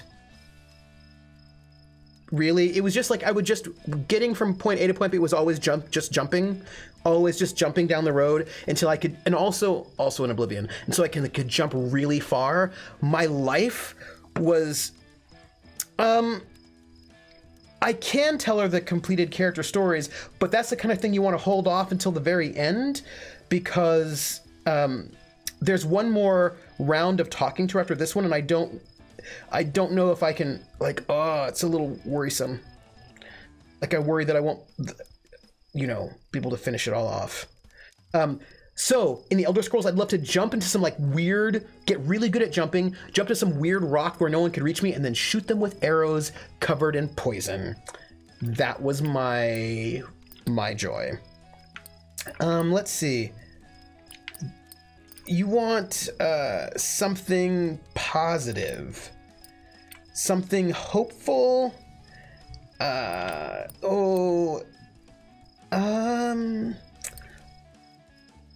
I'll tell the story of the girls who search for haunted houses. Maybe she'll like that one. They It's true, Krellin. That's good. I'll share that one when I get back home. They did have questionable leveling systems in the early Elder Scrolls games. Krellin, this is fair. Love. Well, there was lots of talk of love. We all loved one another, it's true. Was it? Was it true? But there was heartbreak all the time. Cheating and lying and guilt and the other pieces of love. You know, the thing is, I feel like the concept of the leveling in the Elder Scrolls games wasn't bad, right? That you level up by using things, right? Like you fight with your light weapon, and the more you do it, the better you get at it. Like, that is logical. The only problem is that with things like jumping, you could just jump down the road like a goofball, and then you would level up on jumping. And if you were, somebody's watching me, and I have no privacy. Whoa, I always feel that somebody's watching me. Tell me, is it just a dream? Elsie Hoop, thank you for the follow. Thank you. Welcome in. It is nice to see you. I think we're at like 162 followers now, and once we get to 500, we're gonna do a stream in Pig Latin, because that is our life. Only crouch walk, because yeah, it was the jumping and the crouching that Thistle Monkey, that was some good shade, right? That was some good shade. That was a good one. You know, that was it's tricky because I was always a rogue, and so I was always like hopping and sneaking, and but then like leveling up your lockpicking was always so miserable. Right? Because there just weren't that many locks to It was super easy to level up jumping, and also stealthing, really not easy to level up lockpicking. Right, so I'm just thinking about the... You all know what I'm saying. So, what? got any good hopeful stories? Anything about what the world should be? I don't... Really? You want hopeful stories? Why do you... I will tell you the story of the man who could soothe animals? Oh no, I'll tell you the story of the million colorful butterflies sweeping across the sky. That's really good. And there was always somebody watching. I was guilty of doing that, to be honest, hopping around. Oh, that's a good one. You gotta tell me more about those folks sometime. Yes, right? Yeah, looking glasses. This is exactly how I was. I'd be leaping everywhere, and then when I needed to...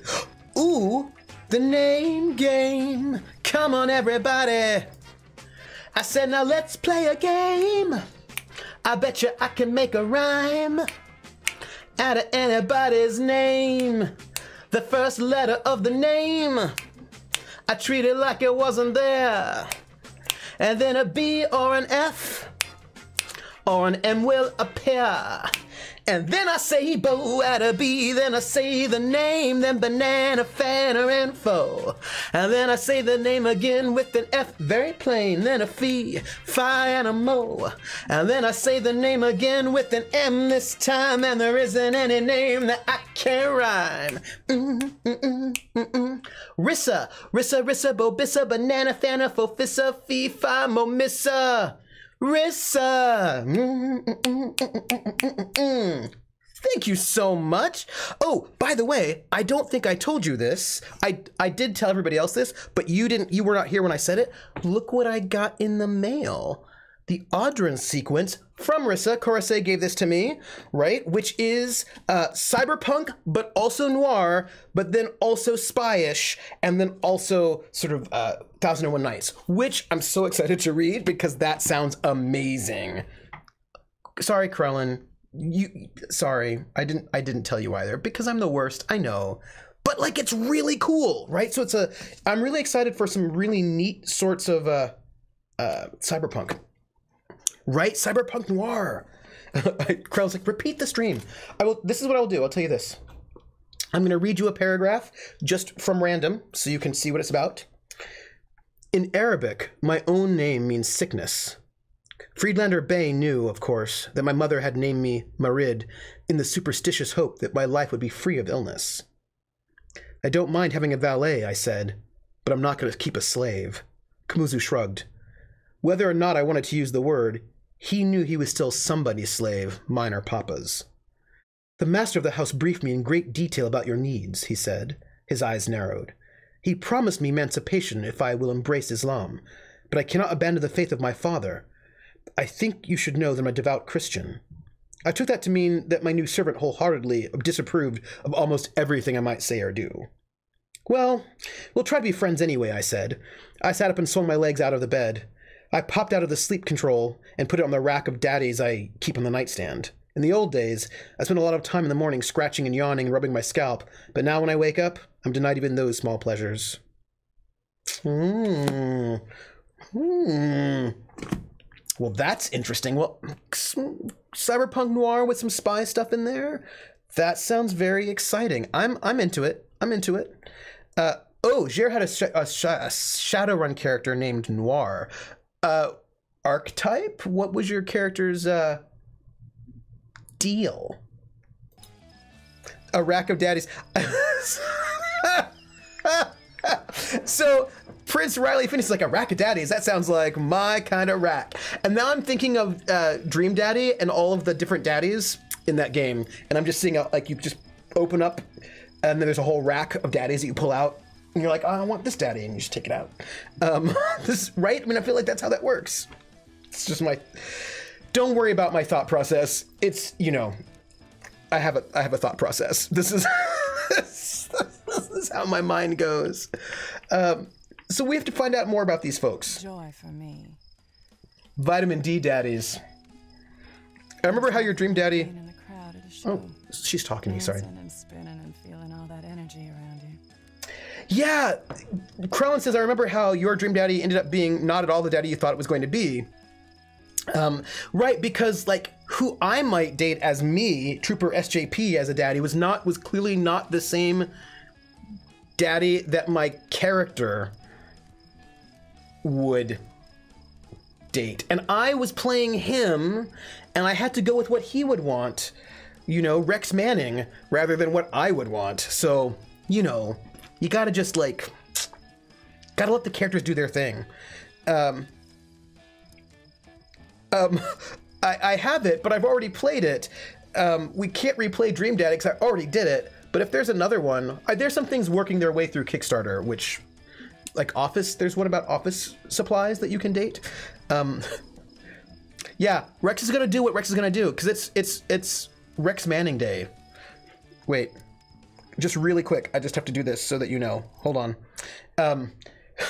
If you know Empire Records and you know Rex Manning, then you know his song, Say No More, Mona More, I'll bring my loving right to your front door. Here I come, baby, je t'adore. Lips are for kissing, baby, say no more. That's all. I just wanted to share that with you. There's a comic book? Huh. A troll-aspected mage focusing on psychometry. Ooh. I think I want to be my second character be diviner. I've ever felt. Especially if you're all tripping. Fair. What happened to you, Rose? Anyway, you got any good hopeful stories about the world becoming a better place? You want a lot of hopeful stories, Rose. That's not so easy. How about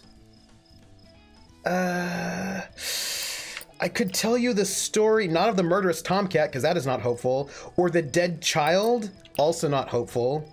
The arsonist, also not hopeful. I know, I've got to open up her eye. Oh, I should check that out. I'm gonna tell the story of the man who could soothe animals, because that might be hopeful, maybe. Questionable. Huh. Sounds like some kind of dumb movie. Apparently not. Home. Well. Dang it. Eventually, I missed the idea of having a home. A real home. Not a van or a tent. A place I could put down real roots. He owned the Third Eye Detective Agency, which was a front for his shadowrunning. I like that he had a front, Jer. I had a little girl on the way. And I wanted her to feel like there was somewhere she belonged. Ooh. What happened to your little girl? You know, I'd love to hear a really good, scary story. Ooh. Looking glasses. Hoping what would work? Wait, did I miss a distraction? Looking glasses. So she wants a scary story, which I really should have some scary stories. Like the murderous tomcat is pretty scary. I'll tell that story. Right, that's scary. She should be freaked out by that. Oh, wow, that's scary stuff. You are really good at telling these. Yes. It changed over time. The band did, of course. Keith and Donna Jean joining, musical experiments. You were in a band. But the heads did too. The hard drugs started showing up again. Here's the sun. That brings me back. We used to talk all night long when I was following the dead too. Did you all That's watch what Freaks I and was Geeks? Really looking for. Community. People to share my life with. It wasn't a perfect solution, but I loved the laugh. I was hoping the story about the man who soothes animals. I know! I really wish it would work too, but it didn't. I'm headed this way. Keep an eye out for me, okay? Freaks and Maybe we'll Geeks. share a fire again soon. So here's the thing. Linda Cardellini's character became a deadhead at the... Oh, the girl's freaky like Ellen Page? Yeah.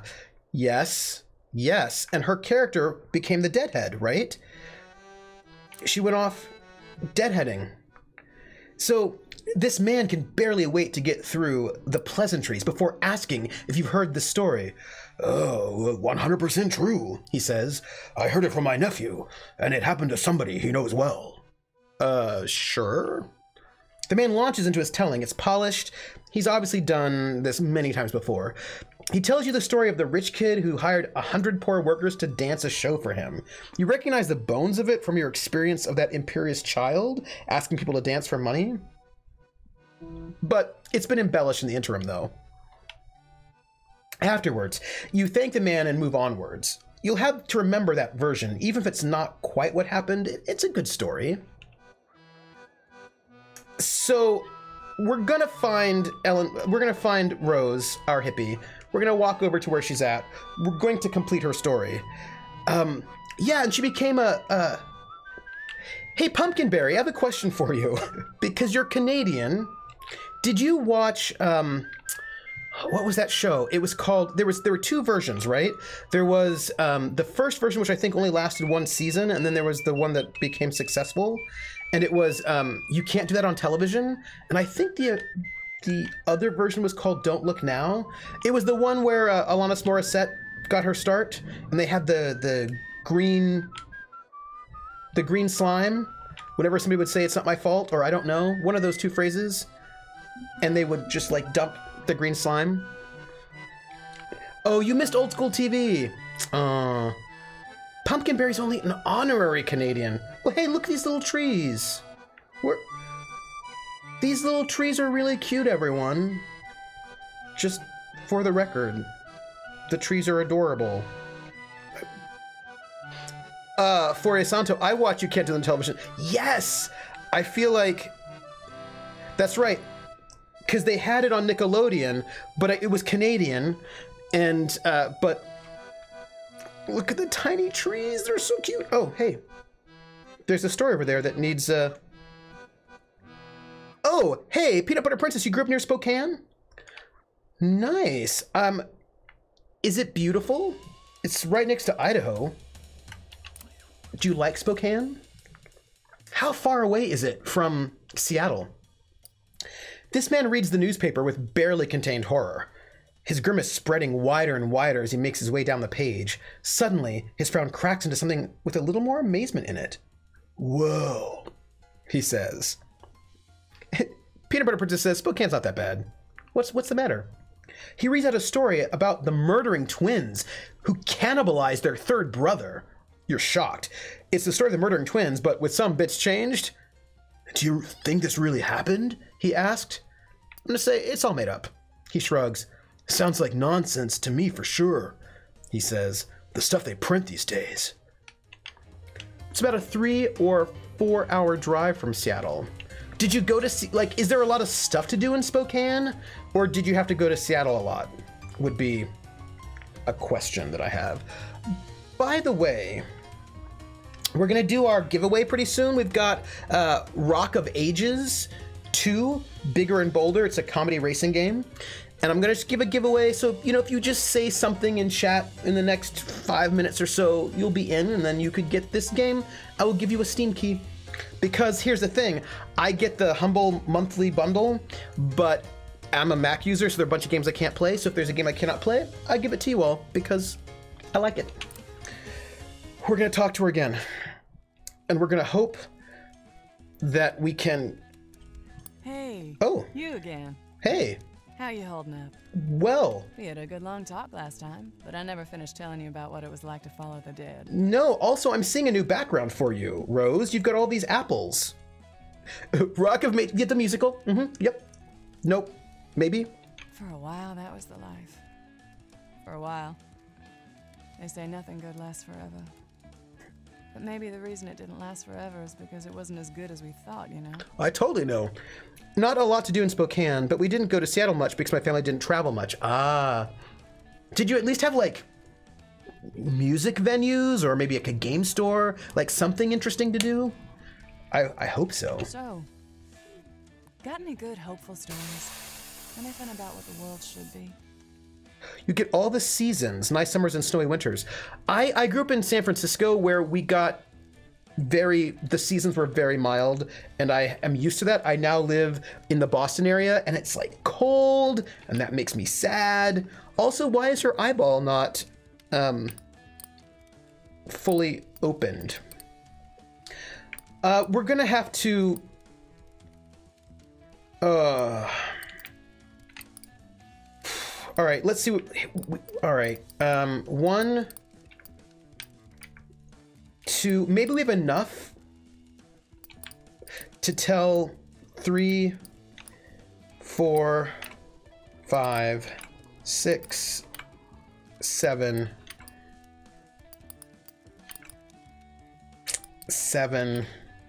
8, 9, 10. I think we have enough to try to force it.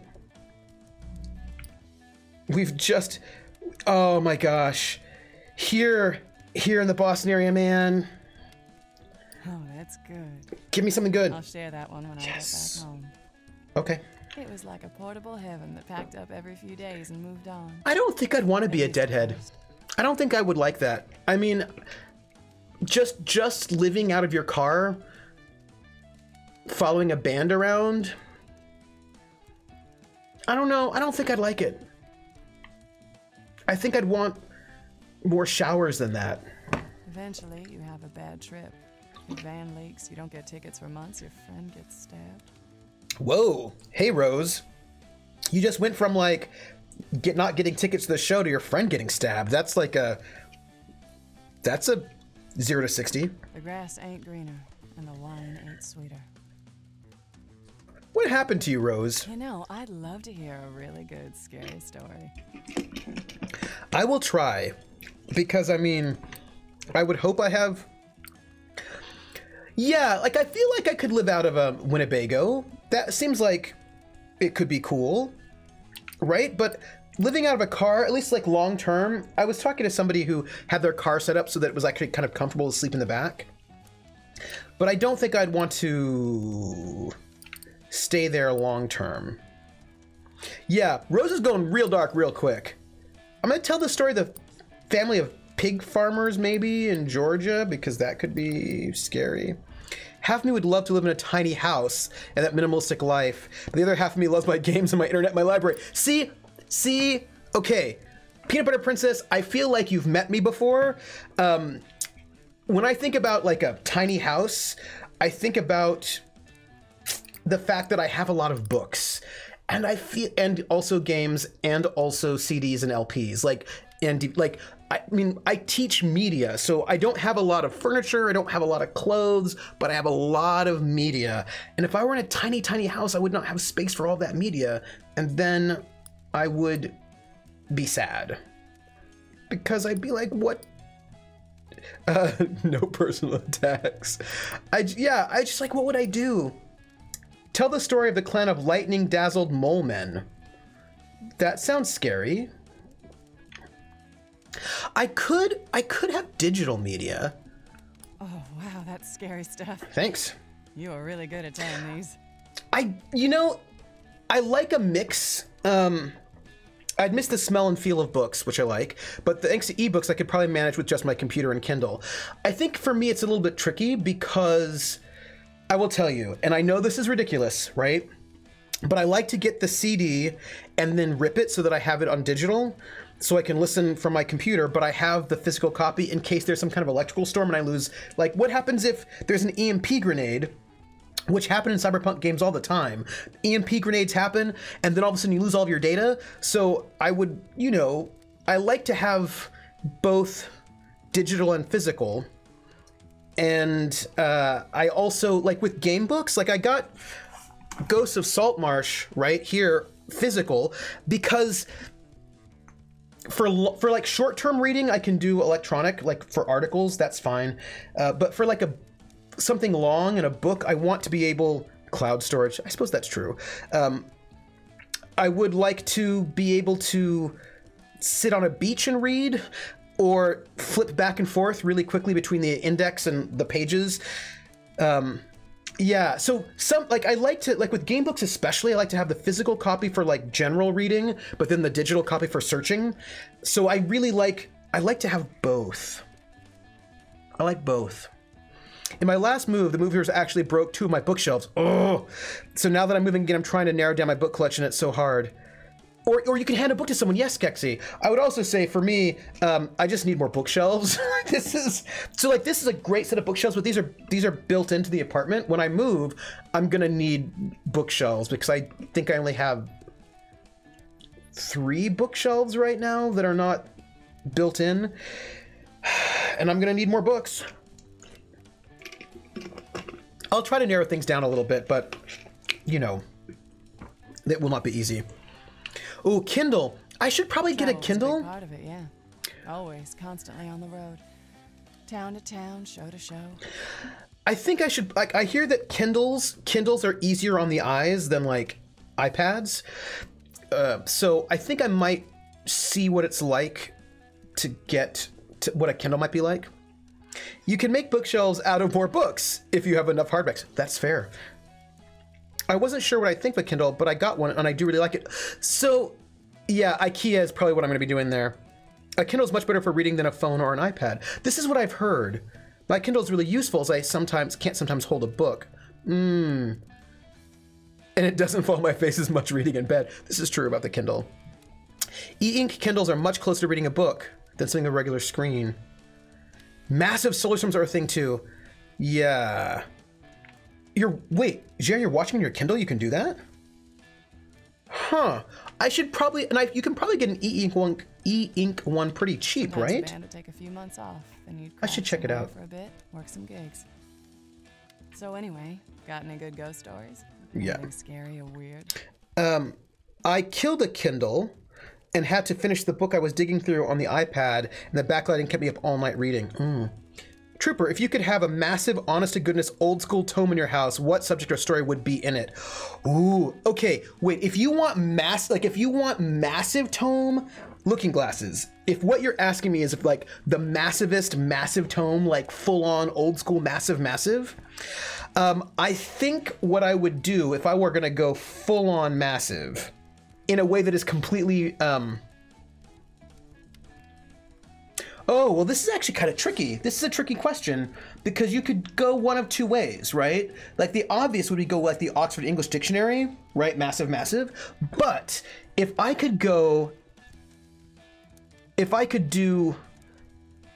have any book, I might go for something like, oh yeah, like the OED, like that would be like massive and big and like whoosh, whoosh. But maybe what I might go with is like a medieval manuscript. Maybe like some kind of that's what I would do. I'd get like a medieval manuscript that has like illumination in it. That's like beautiful illumination in the corners, because those are actually usually quite large as well. Probably something musical, but like I would like a really good manuscript with like beautiful illumination. I think I would do that. I think that's what I would do. By the way, I know we're talking to Rose, but I want to find out who our winner is of our giveaway. This is what I want to figure out, because we're going to give away a code to the thing with maybe the Necronomicon. Although if I had the Necronomicon, I feel like that would be dangerous. Cultists would break into my place all the time. Yeah, like the Book of Kells. This is what I'm saying. Something beautiful like that. Be Boodle Floof. Be Boodle. By the way, Be Boodle Floof is super hard to do the name game to, but I love it. It makes me super happy. Be Boodle, I'm going to send you a code for the one. I'm going to whisper you.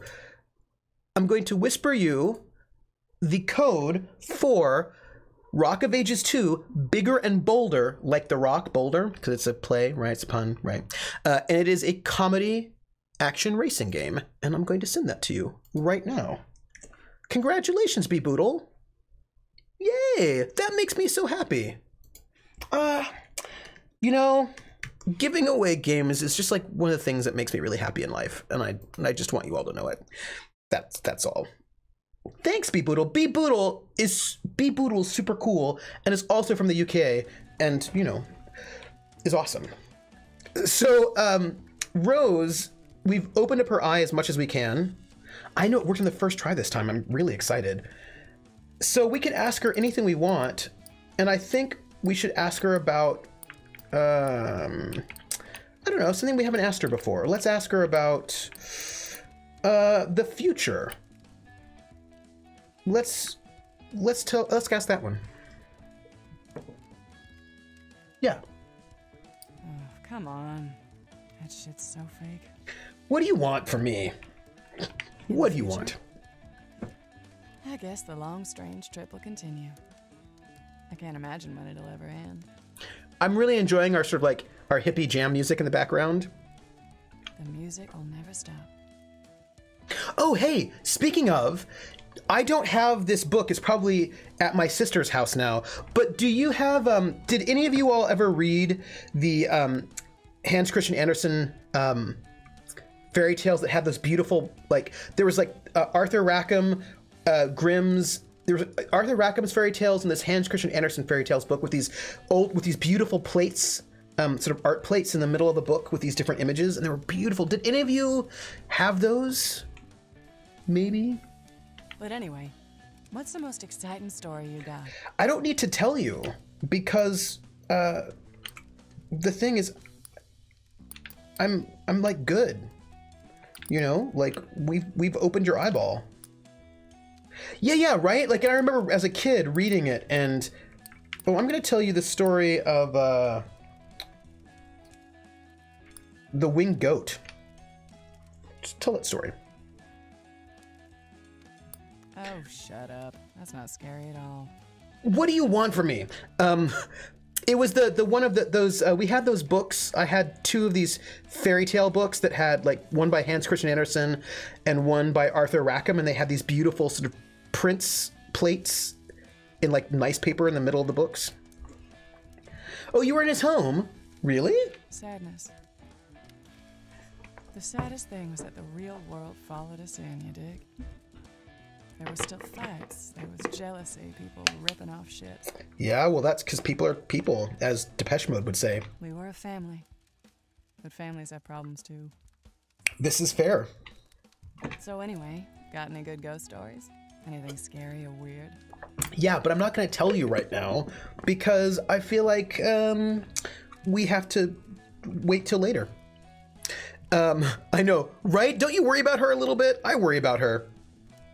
Usually on either side of the illustration, there's some sort of onion paper. Yes, that's right, Levi, this little onion paper on either side.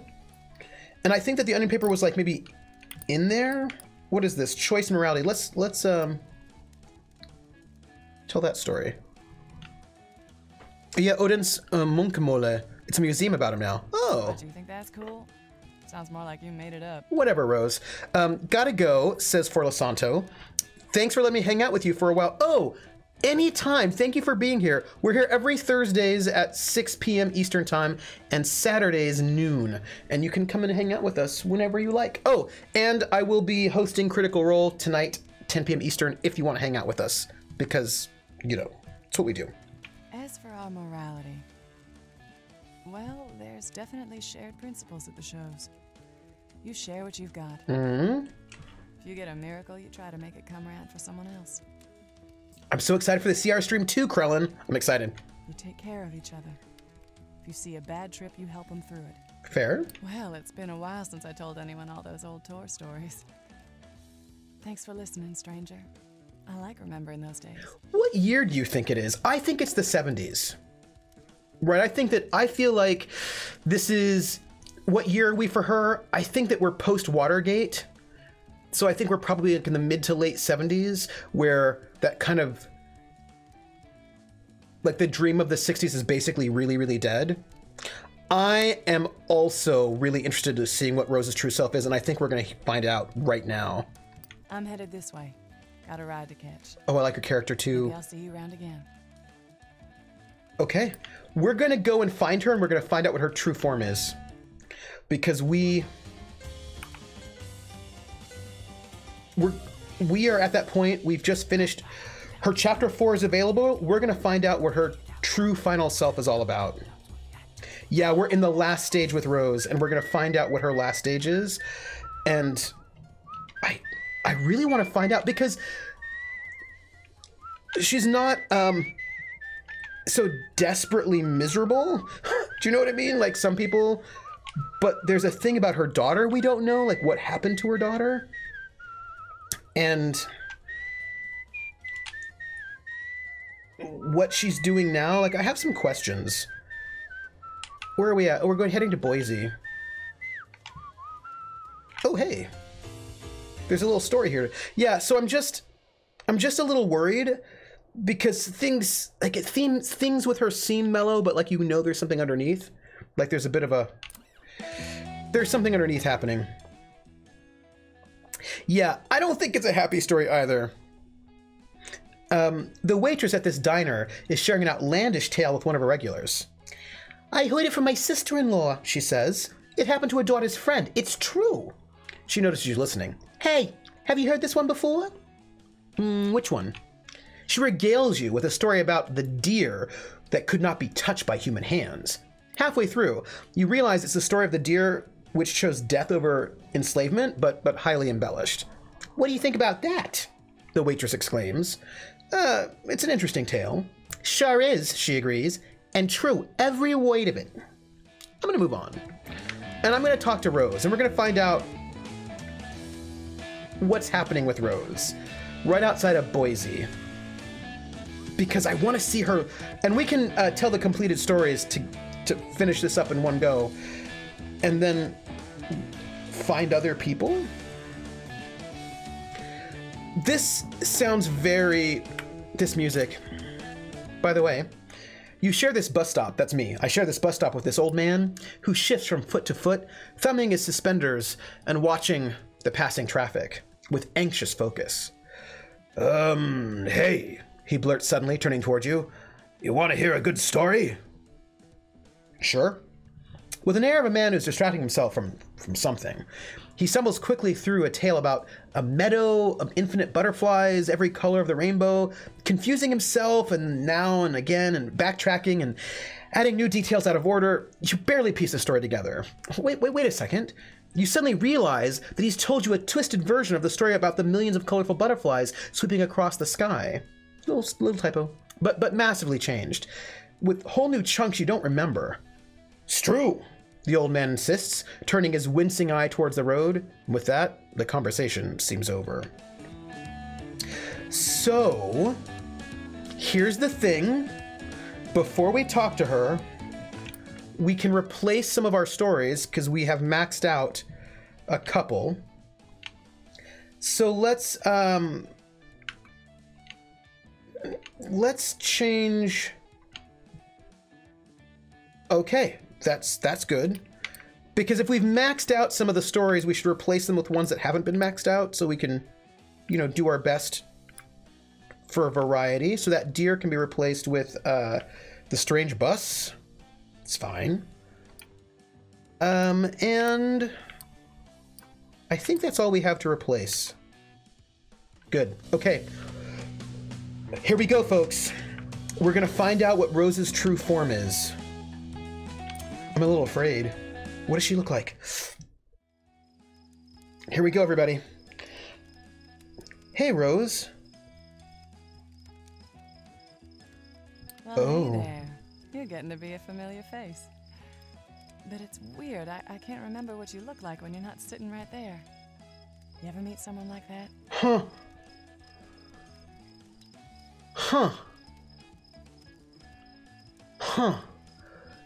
So, no, it is not just a clever name. It's actually really quite beautiful, isn't it?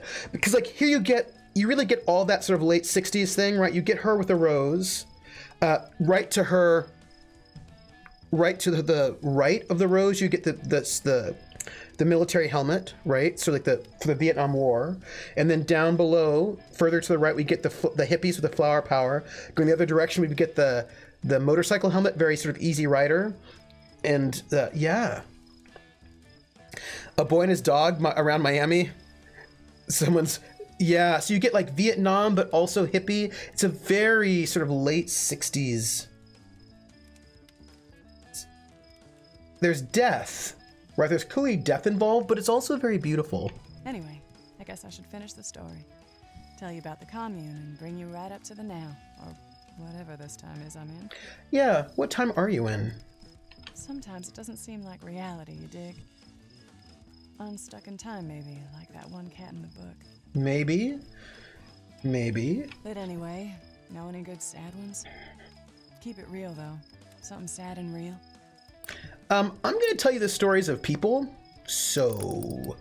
and I want to come back to your family. Tell me about your family. Oh, that would make a really cool tattoo. Yeah, that's sad. It's me right here. It would make a beautiful tattoo. Family. Yeah, they're my family. We all take care of the kids and each other. We bicker and fight, sure. But it's so nice having such a big family to watch each other. But you're not in the commune anymore, Rose. How did you get to be a hobo? So anyway, got any good ghost stories? Anything scary or weird?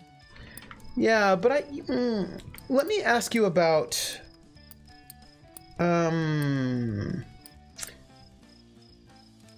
let's talk about death, change, endings, and moving on.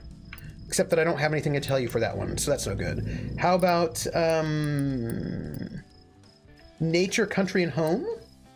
I'll tell you that story. All right, she's holding out on us. Oh man, that's really good. Good and scary, I mean. No worries. I love how the shadows are moving in the background because of the fire in the foreground. That's like, there are these little details that I think are really cool. Back to nature. It was such a promise, living in Eden again. Hmm. But floods and drought and aphids are also nature. So are broken legs, and miscarriages, and cancer. But anyway, let's keep it grooving. Tell me something funny. I want to know about your family. I want to know maybe about...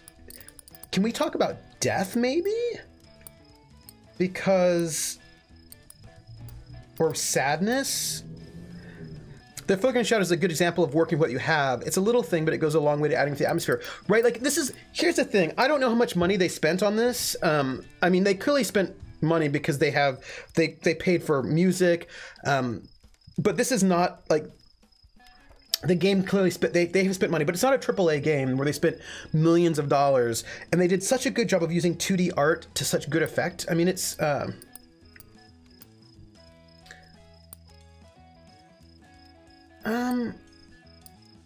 Let's ask about bondage, traps, and imprisonment. Let's ask that story. Maybe we'll get something from there. Ah, you got a groovy sense of humor, stranger. Thank you. Trapped? Yeah, I think we're mostly trapped by the rest of the world. People just care about money and cars and business. But then I guess they would say we've trapped ourselves. You know, I'd love to hear a really good, scary story. I want to hear about your sense about heaven, desires fulfilled, and wishes come true. Except that I can't ask you that. So how about if I ask you about choice and morality? Can't ask you that. I could ask you about the past and memories. I'll do that.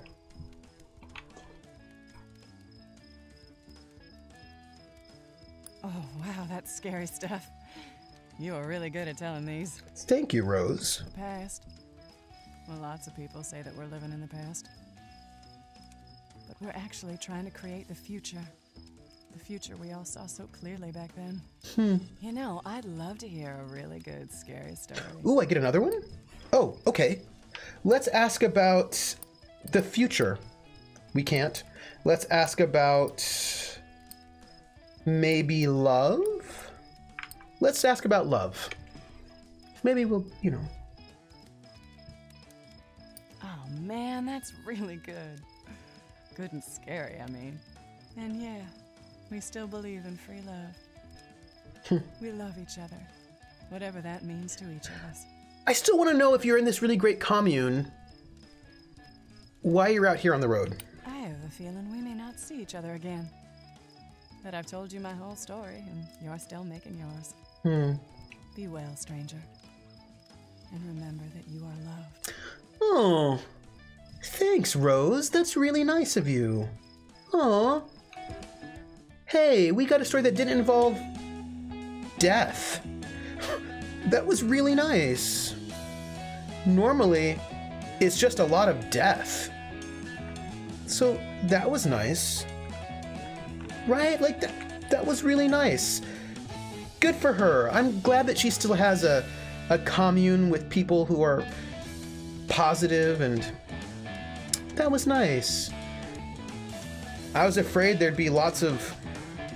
Ooh, Krellin. Come on, everybody. I said, now let's play a game. I bet you I can make a rhyme out of anybody's name. The first letter of the name, I treat it like it wasn't there. And then a B or an F or an M will appear. And then I say bo out of B, then I say the name, then banana, fanner, and fo. And then I say the name again with an F, very plain, then a fee, fi, and a mo. And then I say the name again with an M this time, and there isn't any name that I can't rhyme. Krellin, Krellin, Krellin, Bobellin, banana, fanner, fo, felon, fee, fi, mo, melon. Krellin! Krellin, thank you for the resub. You subbed there for like 13 months. That's old. Like me. Thank you so much for that resub. Yeah, Rose is totally love, and I'm into it. Krellin the melon felon. Krellin, did you steal the melons? Did you steal melons from the federal government? Or melons worth, wait, when do you get to felon status? It's like over, I don't know, a couple $1,000s worth of melons? They must have been really good melons. Just saying. But don't, like, isn't it a felony if you do like Grand Theft Auto? Isn't that a felony? Oh, you murdered the melons. That's fair.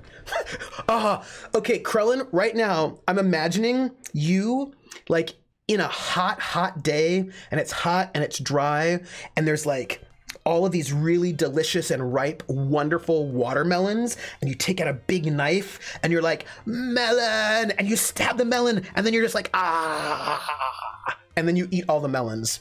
You murdered them. And I wish that I could go and have those melons. Now I also want the melons. Melon! Oh, I carved a watermelon a couple summers ago. You know, watermelon's really good. I think watermelon is probably my favorite melon. And then, see, I knew Krellin. I could tell it. Like, Krellin was there sneaking up so the watermelons wouldn't notice. And then diving into the watermelons for murder. But, watermelon I think is #1 melon. And then really good honeydew, which is really hard to find. Wait, I have a question. Murdered Melons is my Smashing Pumpkins tribute band? Yes. Yes, you win, Jer. That is correct. By the way, what do we do with so what are our melons? We've got watermelon, honeydew, cantaloupe. What are other melons? Is a pumpkin a pumpkin a melon? It's not a melon, right? It's a melon. Pumpkins are melons? Are they melons? Wait, yes. Yes, pumpkins are melons. Oh, it's a berry? A pumpkin's a berry? Oh, that makes sense. Pumpkin berry. So boom. Just right? Dino melon? I don't know how many other melons there are. It's a gourd, right? And gourds are different. Right? It's a pumpkin is a berry. This is why Pumpkin Berry is here, to lay down the knowledge. Oh, cassava melon. Yes, cassava melon is a melon. It should be a gourd, but it's technically a berry.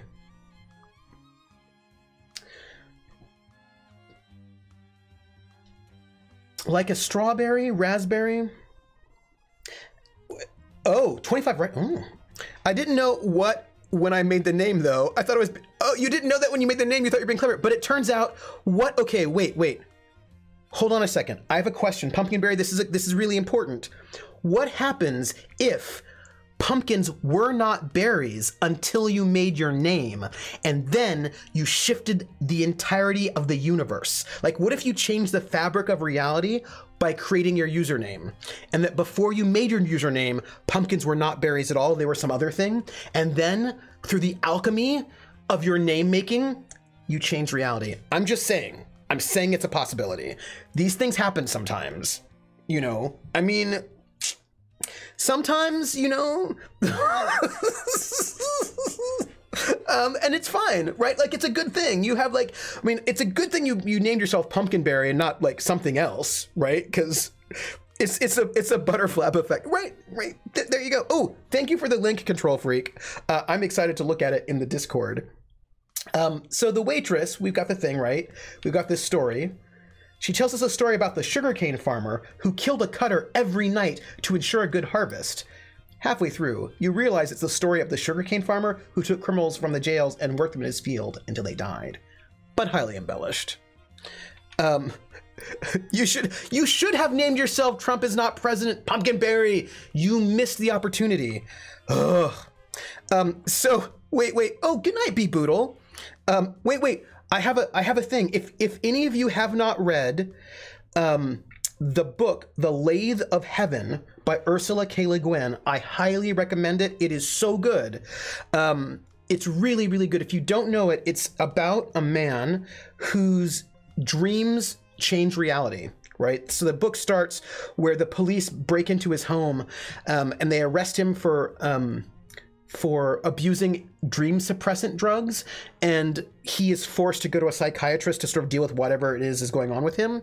And he's like, the Lathe of Heaven. And he says, like, he tells the psychiatrist, the reason why I take these dream suppressing drugs is because my dreams change reality, but you know how dreams work, you can't control them. And the psychiatrist is like, haha, you think your dreams control reality, but they clearly don't. And he's like, but they do. And dream suppressant code for weed. And so the psychiatrist sort of uses hypnosis to induce dreams on the character. Anyway, I won't tell you what happens, but it's really good. It's one of my favorite Ursula Le Guin books, and I recommend it. Also, side trivia, her daughter, Elizabeth Le Guin, was one of my professors at my PhD program. Her daughter is a musicologist and is also a Baroque cellist. So she plays Baroque cello and she writes about Boccherini and sort of Baroque. She did a bunch of stuff, really cool stuff on Baroque era Spain. She wrote a book called about carnal musicology that won an award. So like and it was funny because when I met her and I was like, Professor Elizabeth Le Guin, I was like, oh, that's so funny. Your name is Le Guin. One of my favorite science fiction authors, science fiction and fantasy authors, is also named Le Guin, Ursula Le Guin. And she's like, yeah, that's my mother. And I was like, and then she said, don't worry, she's one of my favorite authors too. And that sort of broke the tension, but it was like a little awkward there for a moment. And I was like, oh no. But it was okay. Like I didn't embarrass myself too badly.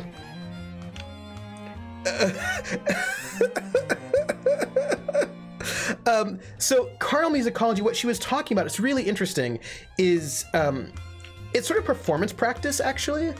So she's sort of thinking about, because she's this cello player and you hug the cello.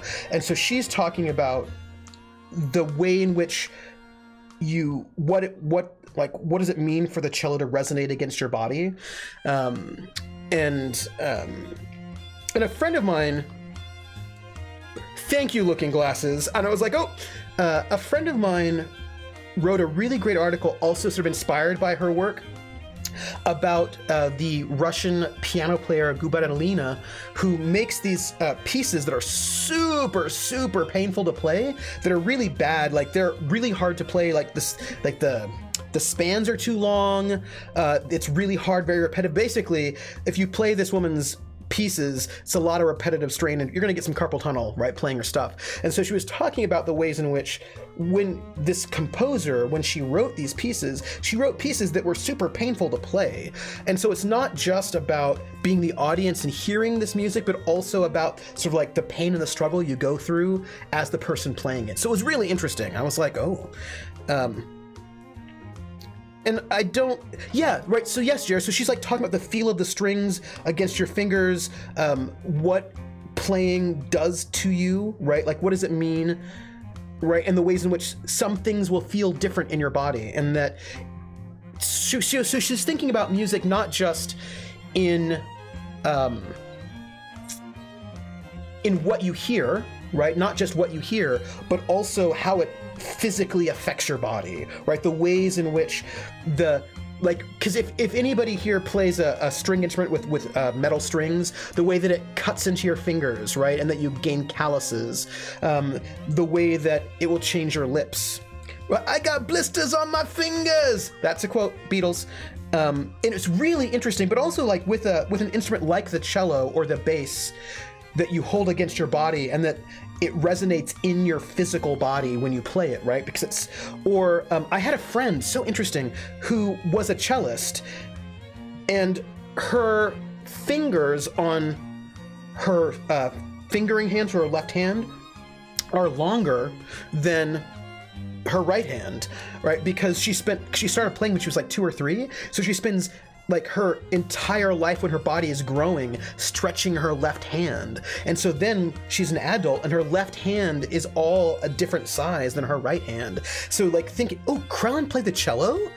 Ooh, Krellin, I love the cello. I think it's such a sexy instrument. Like, I think it's just so beautiful. I love the cello. Oh, Krellin. Cello's beautiful. So like just, it really kind of like really thinking about music, not just as a thing you listen to, but also what does it mean to play the instrument, and to sort of, you know, use your breath if you're a trumpet player, use your body if you're a cello player, just the ways in which that instrument, like what the relationship is between you and the instrument, and what is the relationship between you playing the music. Like, what can you learn about the music by thinking about what it does to your body? Oh, you haven't played since middle school. Well, you know, but the cello is, I used to play violin when I was a little kid. I played violin, but I haven't played violin since school. That was like a long time ago. So we are here. I think that we should make our way to one of the next people to chat with. And I think they're kind of south. So we need to head south. Where are we going? We're going this way. Okay. We're going south, everybody. We're gonna head as far south as we can. Oh, I'm tired, apparently. Apparently, I'm a little exhausted. Hand drum versus kit drum, right? Yeah. Hand drum versus kit drum. Like, the ways in which that impacts how you think about what you're doing. Like, or even frame drum, like, you know, thinking about block flute. It's one of the flutes. It's probably not a, I think that you call this a querflute, and so I think block flute is probably like a recorder. I think it's a recorder in English. I am going to earn money. I'm gonna panhandle. Yeah, I think it's just a recorder. No luck today, so I'm gonna go to the store and I'm going to buy some coffee. Get a cup of coffee. It's a recorder, right? Yeah. It's a recorder. I have no money, everybody. I'm super out of cash because I'm a hobo. Makes me sad. But, you know. I think we have different types of recorders, right? I think you probably have like a bass recorder, a soprano recorder, a tenor recorder, an alto recorder. So I imagine that's how we do it. We just do it. Yeah, recorders. So the workers are gathered around a young man who sits on a bucket like a king. They listen raptly to a story about the witch children in the forest who perpetually feud with a vicious car-driving dog. You realize it's the story of the man whom the witch children transformed into a dog, but highly embellished. The young man in the bucket tells it masterfully, doing all the voices as if he's told it this way 1,000 times before. 3 first notes and then I gave up. Never been patient enough with myself. Well, I imagine maybe it wasn't for you, right? I mean, it may not be that may not have been your jam. So we're heading south. Is where we're headed. Speaking of instruments, and Jers know this should be true, I need to get my banjo fingers back. I need to get my wrist better so that I can then go and get my banjo fingers back.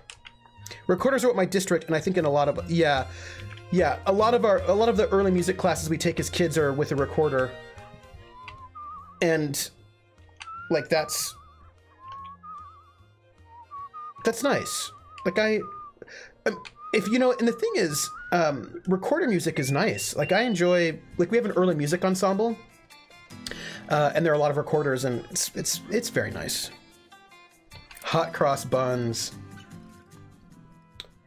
Huge storm. The farmer gasps, pointing to the clouded horizon.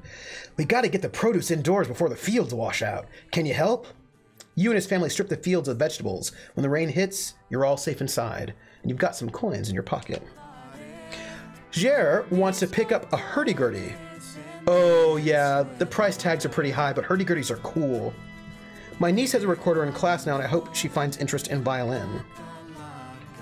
But she might find interest in like a trumpet or saxophone.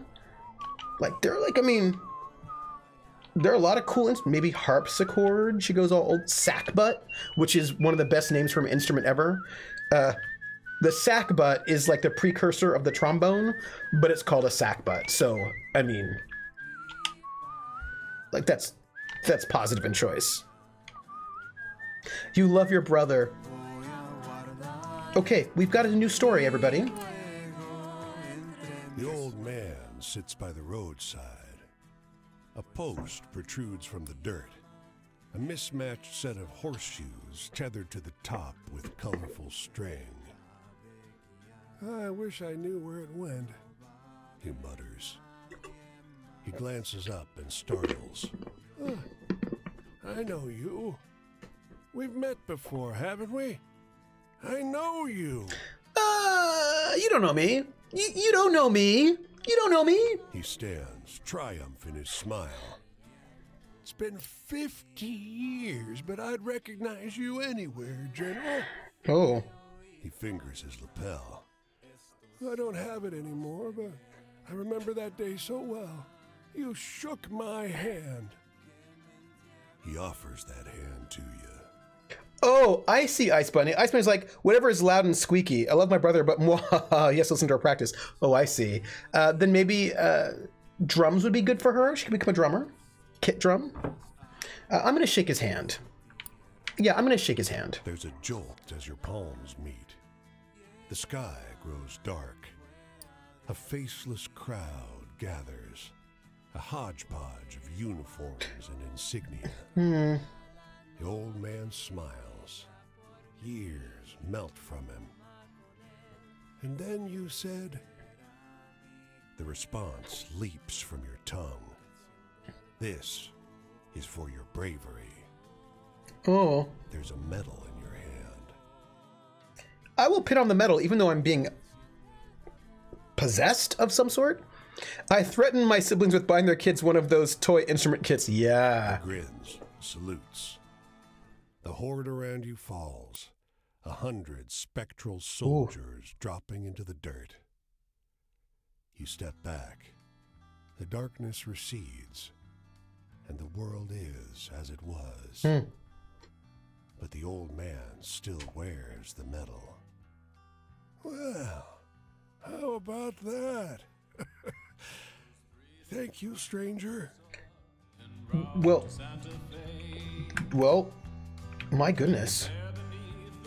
Okay. You know, playing instruments it's good.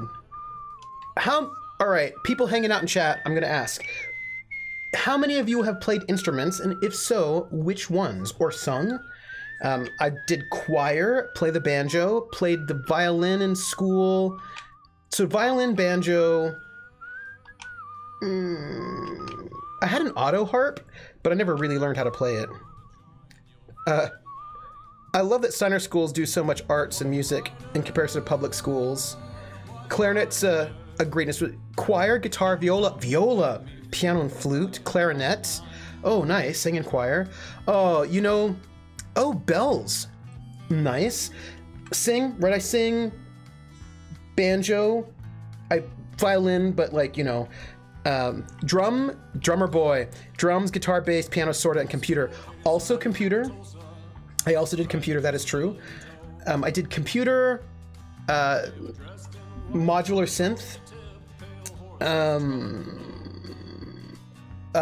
mouth harp.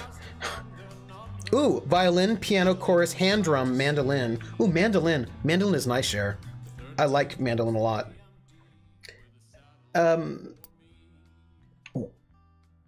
It's not pretty singing, but loud. Singing is good. It doesn't matter. So the person is shocked by the newspaper. He reads out a story about the Devil of Leeds. You're shocked. It's the story of the winged goat by Pristine Water, but with some bits changed. Do you think it really happened? Oh, yeah. Oh, bass guitar. Oh, you know, I had a bass guitar. I never really played it long enough to get really good at it, but I think that I could, if I spent time on it, I think I could get pretty good at bass. But, you know, it's always like, who has time? So much, like, there's so many instruments to play. He shrugs. Sounds like nonsense to me for sure. The stuff they print these days. I'm going to also get this new story before I go. Want your picture taken? The man's smile is eager. You play bass guitar in a rock band. Sharp. His companion glances up sharply. I told you, I don't like it. No more till we know it's safe. Oh, that's weird. Oh, Bailaka. Oh, nice. I really wanted to learn to play auto harp really well. I had one, and I do not have one anymore. I don't know where it is. It might be at my parents' house. I don't know. But that was cool. I feel like I should learn how to play. I know I should get some work in Vegas. The things we had never heard, never have enough of. Yeah, time is the thing we never have enough of. By the way, what is the problem, you dudes? The second man spits his words out. We're killing people. We take their damn picture. A few weeks later, a newspaper wants it, and it's always a fucking obituary. The sharp-toothed man shrugs. Traveling alone is dangerous. Not our fault. So, want a photograph? I'm gonna offer to take their photo to see how they respond. Disclaimer, I wasn't very good at any of these, but I love to create music. Recorder, guitar, bass, guitar, auto harp, harmonica, keyboard melodica. Ooh. Levi, I played trumpet and piano, quit both because my parents wouldn't let me not do the performances in front of the crowds. Ooh, they are murderers. Hey, the melodica, right? That's like the,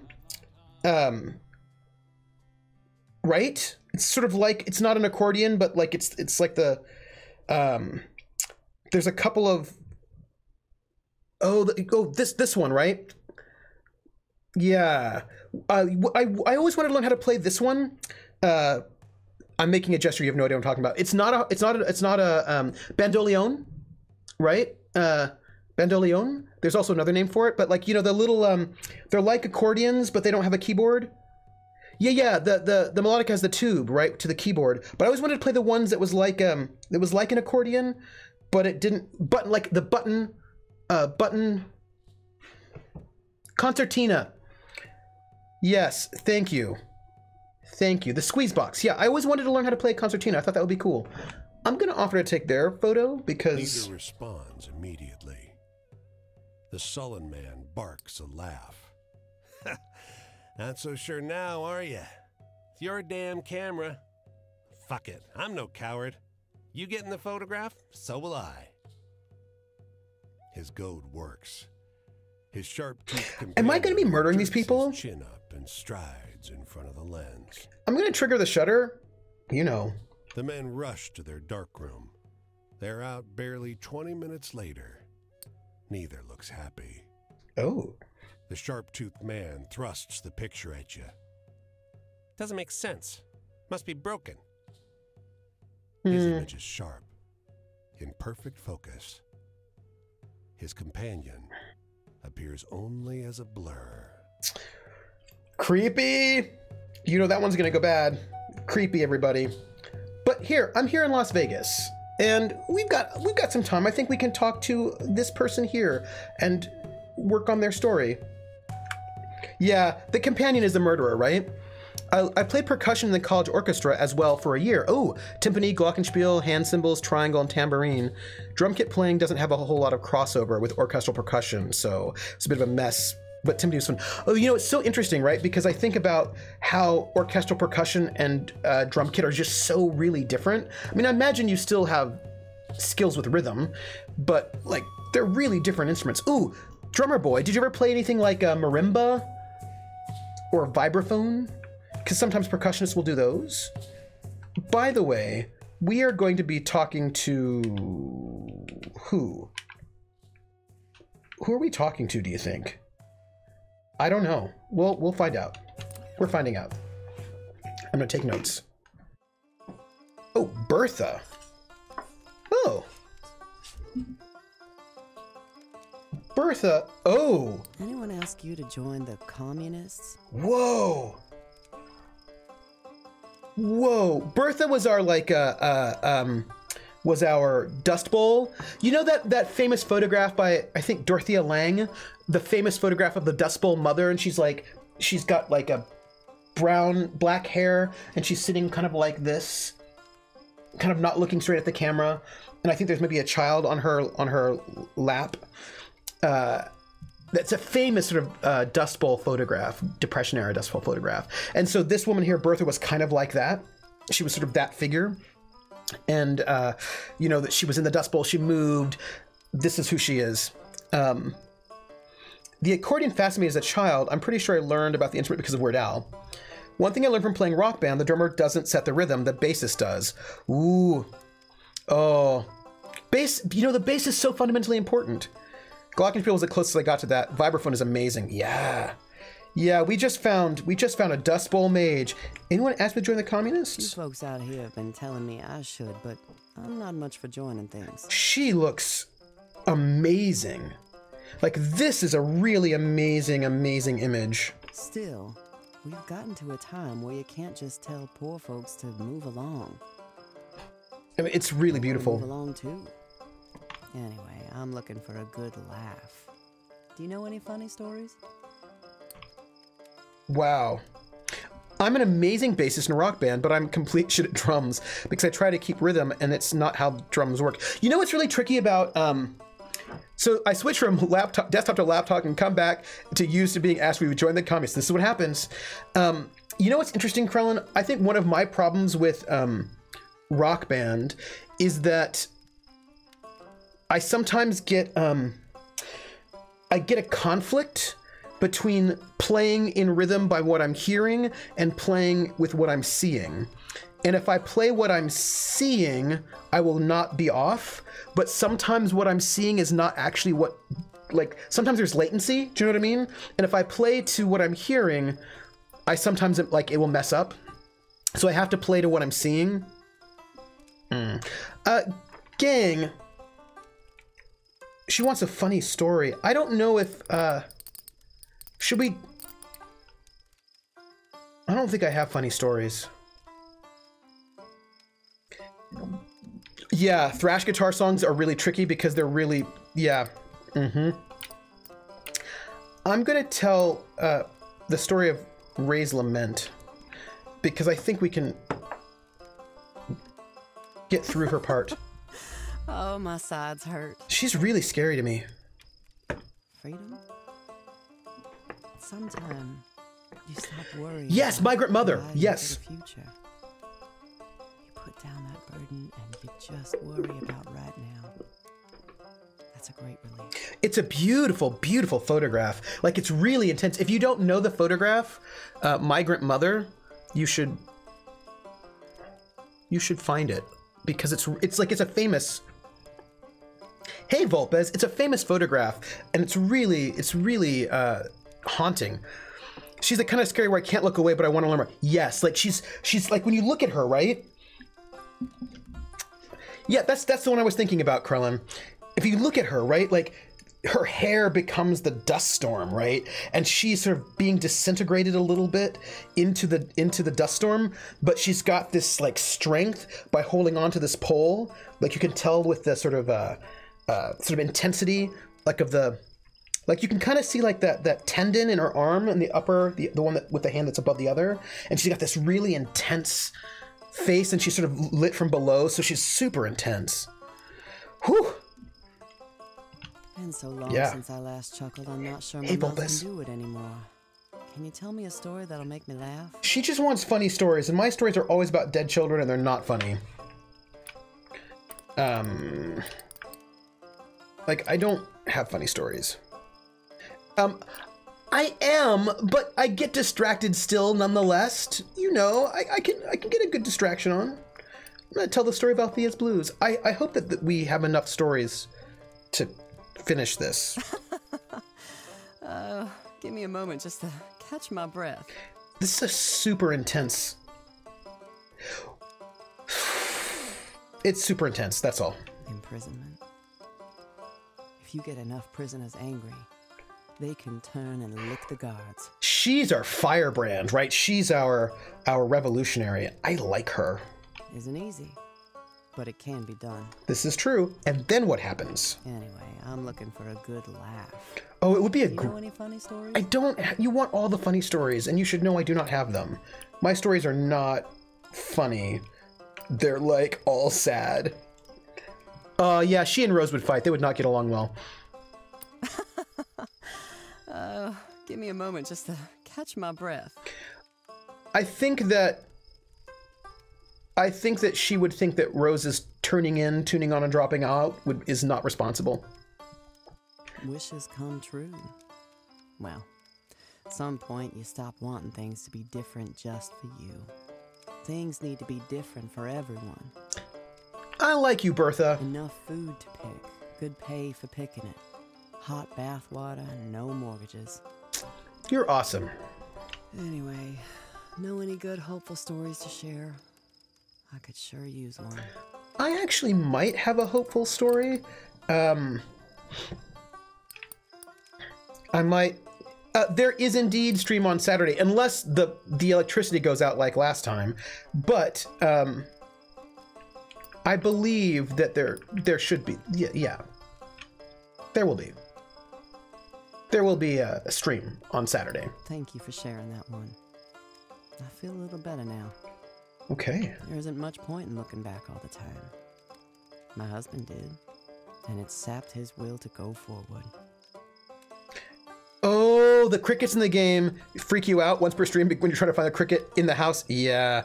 Oh, Cher, I was just thinking about the shadows, and isn't it funny? You were reading my mind. I was thinking about how what's really fascinating to me is that it's very clear that the shadow layer is hand painted, that it's not just the main layer turned brown, like they actually repainted. It's really good.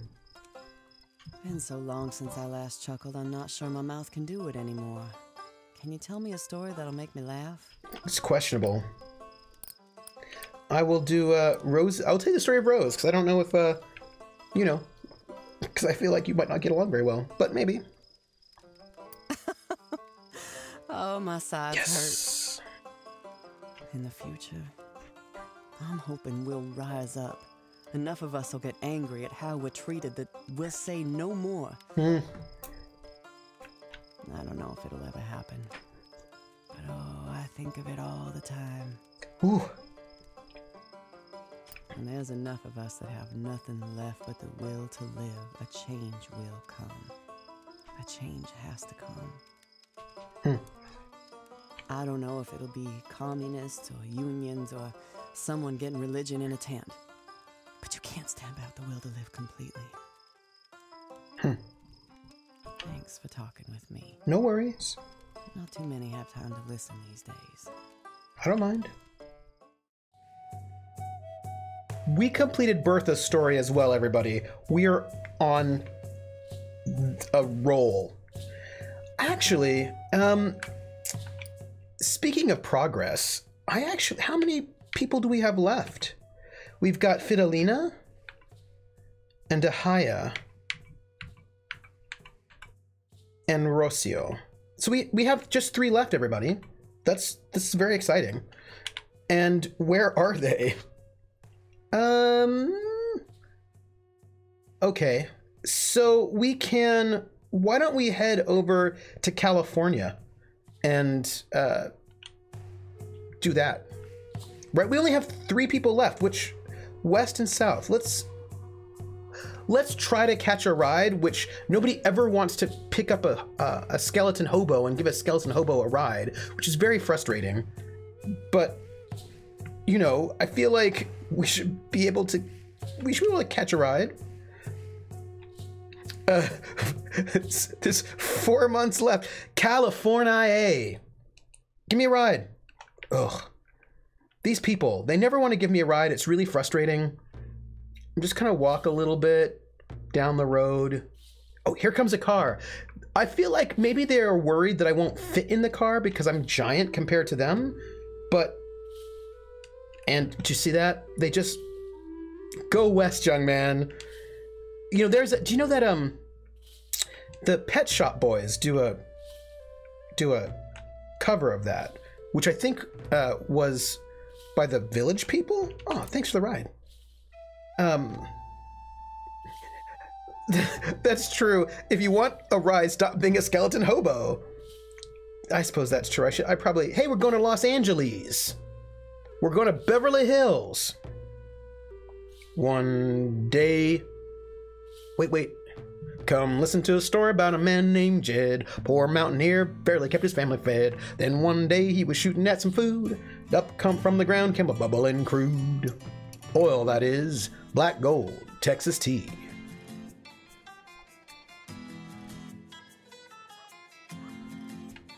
Let's hear this story while we're here. The old man's shoulders slant under the bright-colored bird.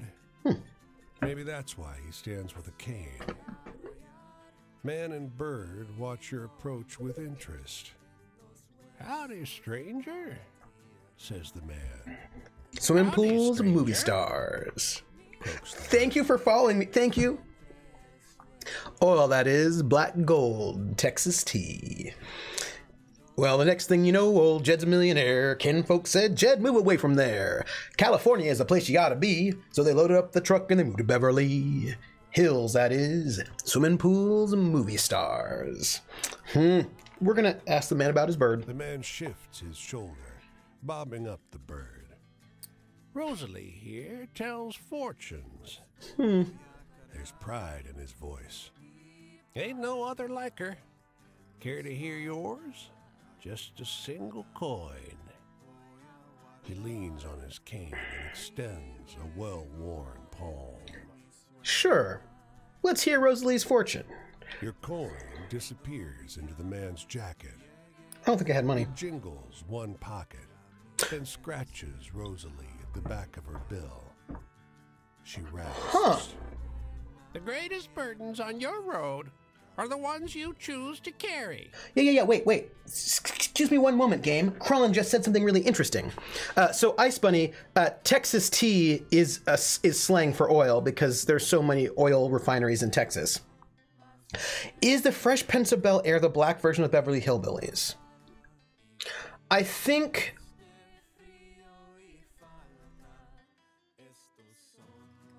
What was the Beverly Hillbillies the hillbilly version of? That's a good question. You know, I think not as much, because I think one of the big differences between the Fresh Prince of Bel-Air, I feel like the Fresh Prince of Bel-Air is sort of like a more updated version of something like Webster or Different Strokes, where like the poor kid comes to live in a rich family's house.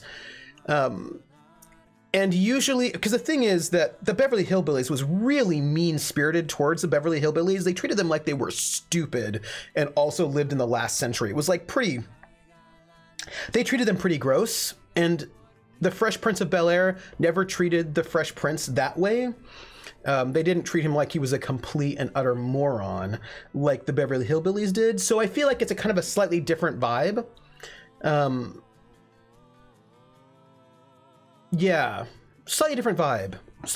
I think, but I see why you ask it. I like the question. I like that it makes me think about the topic. I like that. The man cracks a smile. "Make of it what you will.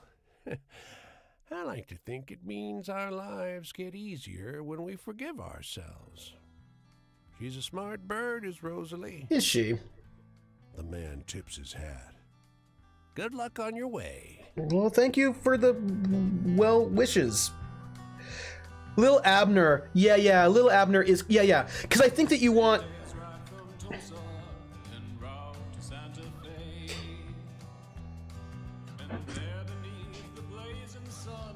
See, this is interesting, right? Because when you think about the Beverly Hillbillies, there was that whole slew of shows that came around the same time, right? I think it started with Andy Griffith, right? So like all these kind of hillbilly shows, right? So you had Andy Griffith, Gomer Pyle, Beverly Hillbillies, Petticoat Junction, Green Acres was like the reverse, where the rich people go off to the village and are stupid. Did I see the Addams Family set in color? Apparently, to get the proper shades of gray, the set needs to be full-on pastel and bright. Really? Drummer Boy, if you have an image, please post it in Discord, because I want to see the Addams Family set in color. Like, I want to see that so bad. That sounds really amazing. Wait, no, I want to see. Wait, I have to find out what this looks like. Addams Family set color. What does this look like? Oh my goodness. Oh wow. Whoa. How cool is that? Google it, everybody. There are a lot of like greens and yellows and reds. It's like very vibrant colors. And that looks amazing. Yeah, because like, you know, everyone's in pastels. No, but I think, but there's a difference between, I think, we still got 7 minutes. That's the difference between, oh,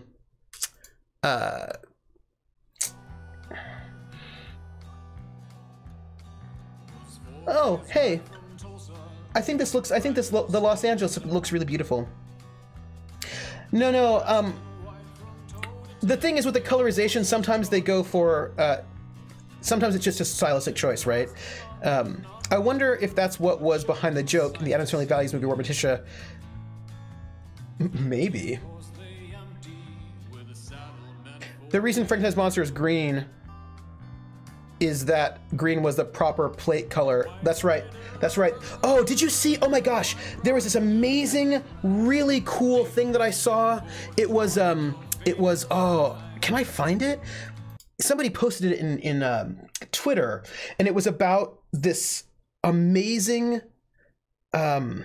special effect where this woman turns into this old hag, really like she just turns old. They use the same effect for Jekyll and Hyde, and it's because if you shined a certain light on someone, if you shined a certain light on someone, you wouldn't be able to, like, basically they use like a red or something like this to sort of paint all this sort of gross stuff on her face, and then they shine this like red light on her, and in the black and white film you couldn't see it, so then they like turn the light off, and then it looked like she was transforming into this old witch. Oh, I don't know if I can find it. It was really, really cool. Old special effects, makeup, light, black and white. I'm just putting in words. White transformation. I don't know if that'll find it. In camera transformation effect, maybe.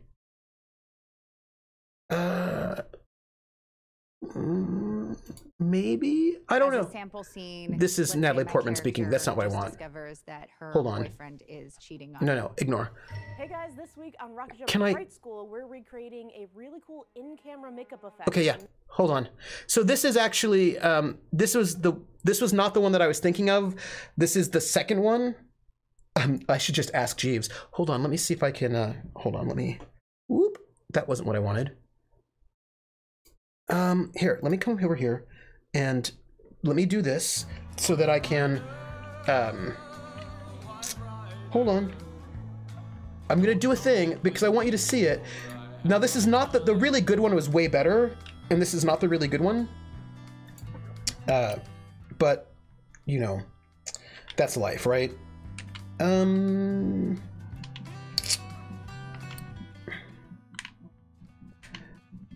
No, I mean Natalie Portman's, but that wasn't what I wanted at that moment. Here, it's not doing what I want.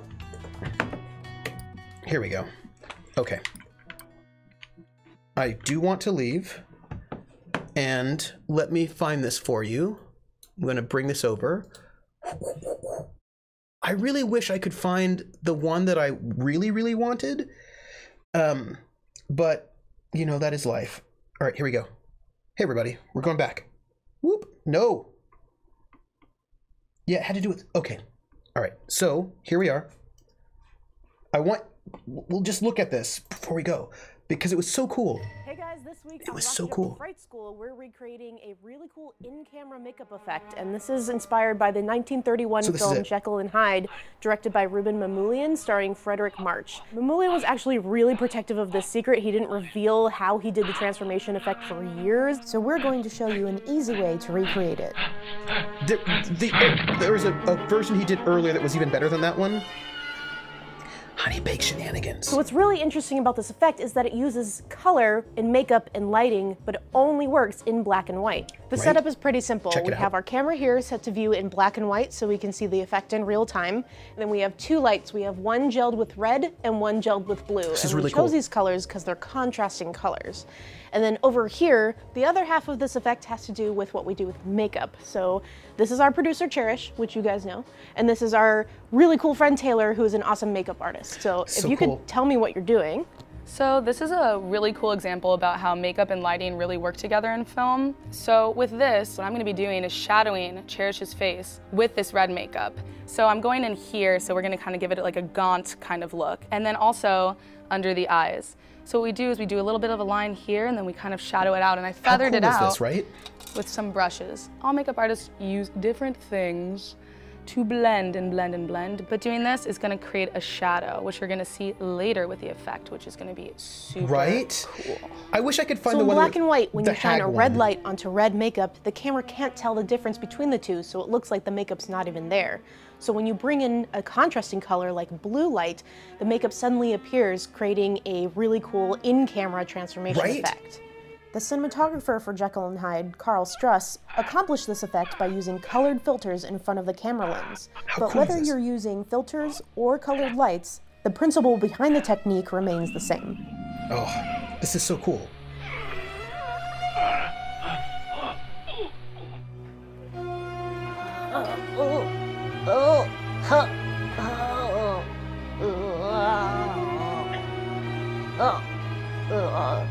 So the trick to this is to make sure it looks like there's no light change whatsoever. That means keeping the exposure of both your red and blue light consistent throughout the entire shift. It's a little tricky. It's gonna take a few tries. I wish I could find the one where we have the... Oh, no masks, yeah. So, like...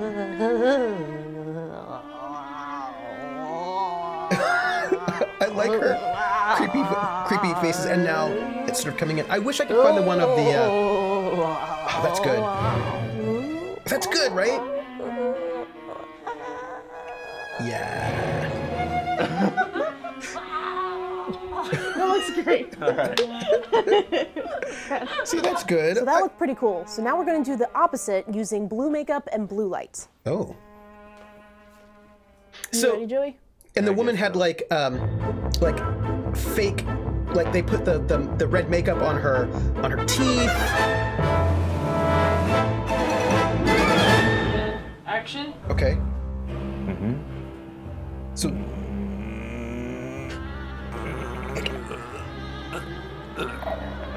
Oh, that's a good one. Oh, creepy. Oh.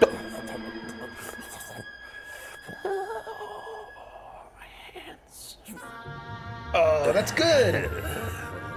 And here are both versions of the effect together. Oh, right. So then they should. Yeah. Right. That's really good. That's good. That's really good. I like that a lot. That's a like. So how cool is that? You put the. I saw that and I was like, okay, I'm excited about this. I want this to be in my life. But I'm glad I can share it with you. Sorry. So today, clearly, I had to share YouTube videos with you, including she doesn't have the range. She doesn't have the range. She doesn't have the range. So everyone, I'm Trooper SJP, and this is the Academic Foxhole. And I want to thank all of you who came in. I want to thank Pumpkinberry for the raid. Thank you so much. Pumpkinberry's so awesome. Follow her. I want to thank all of the new followers. You've gotten us closer than ever to our 500 follower goal when we will do a stream in Pig Latin. Tomorrow another dies.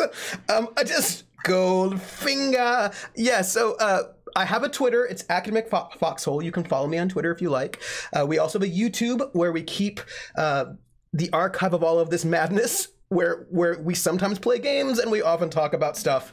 And we have a Discord that you can join up and hang out with us. We are not massive in our stream. Like, we don't have like high volume, but we talk and we chat and it's good.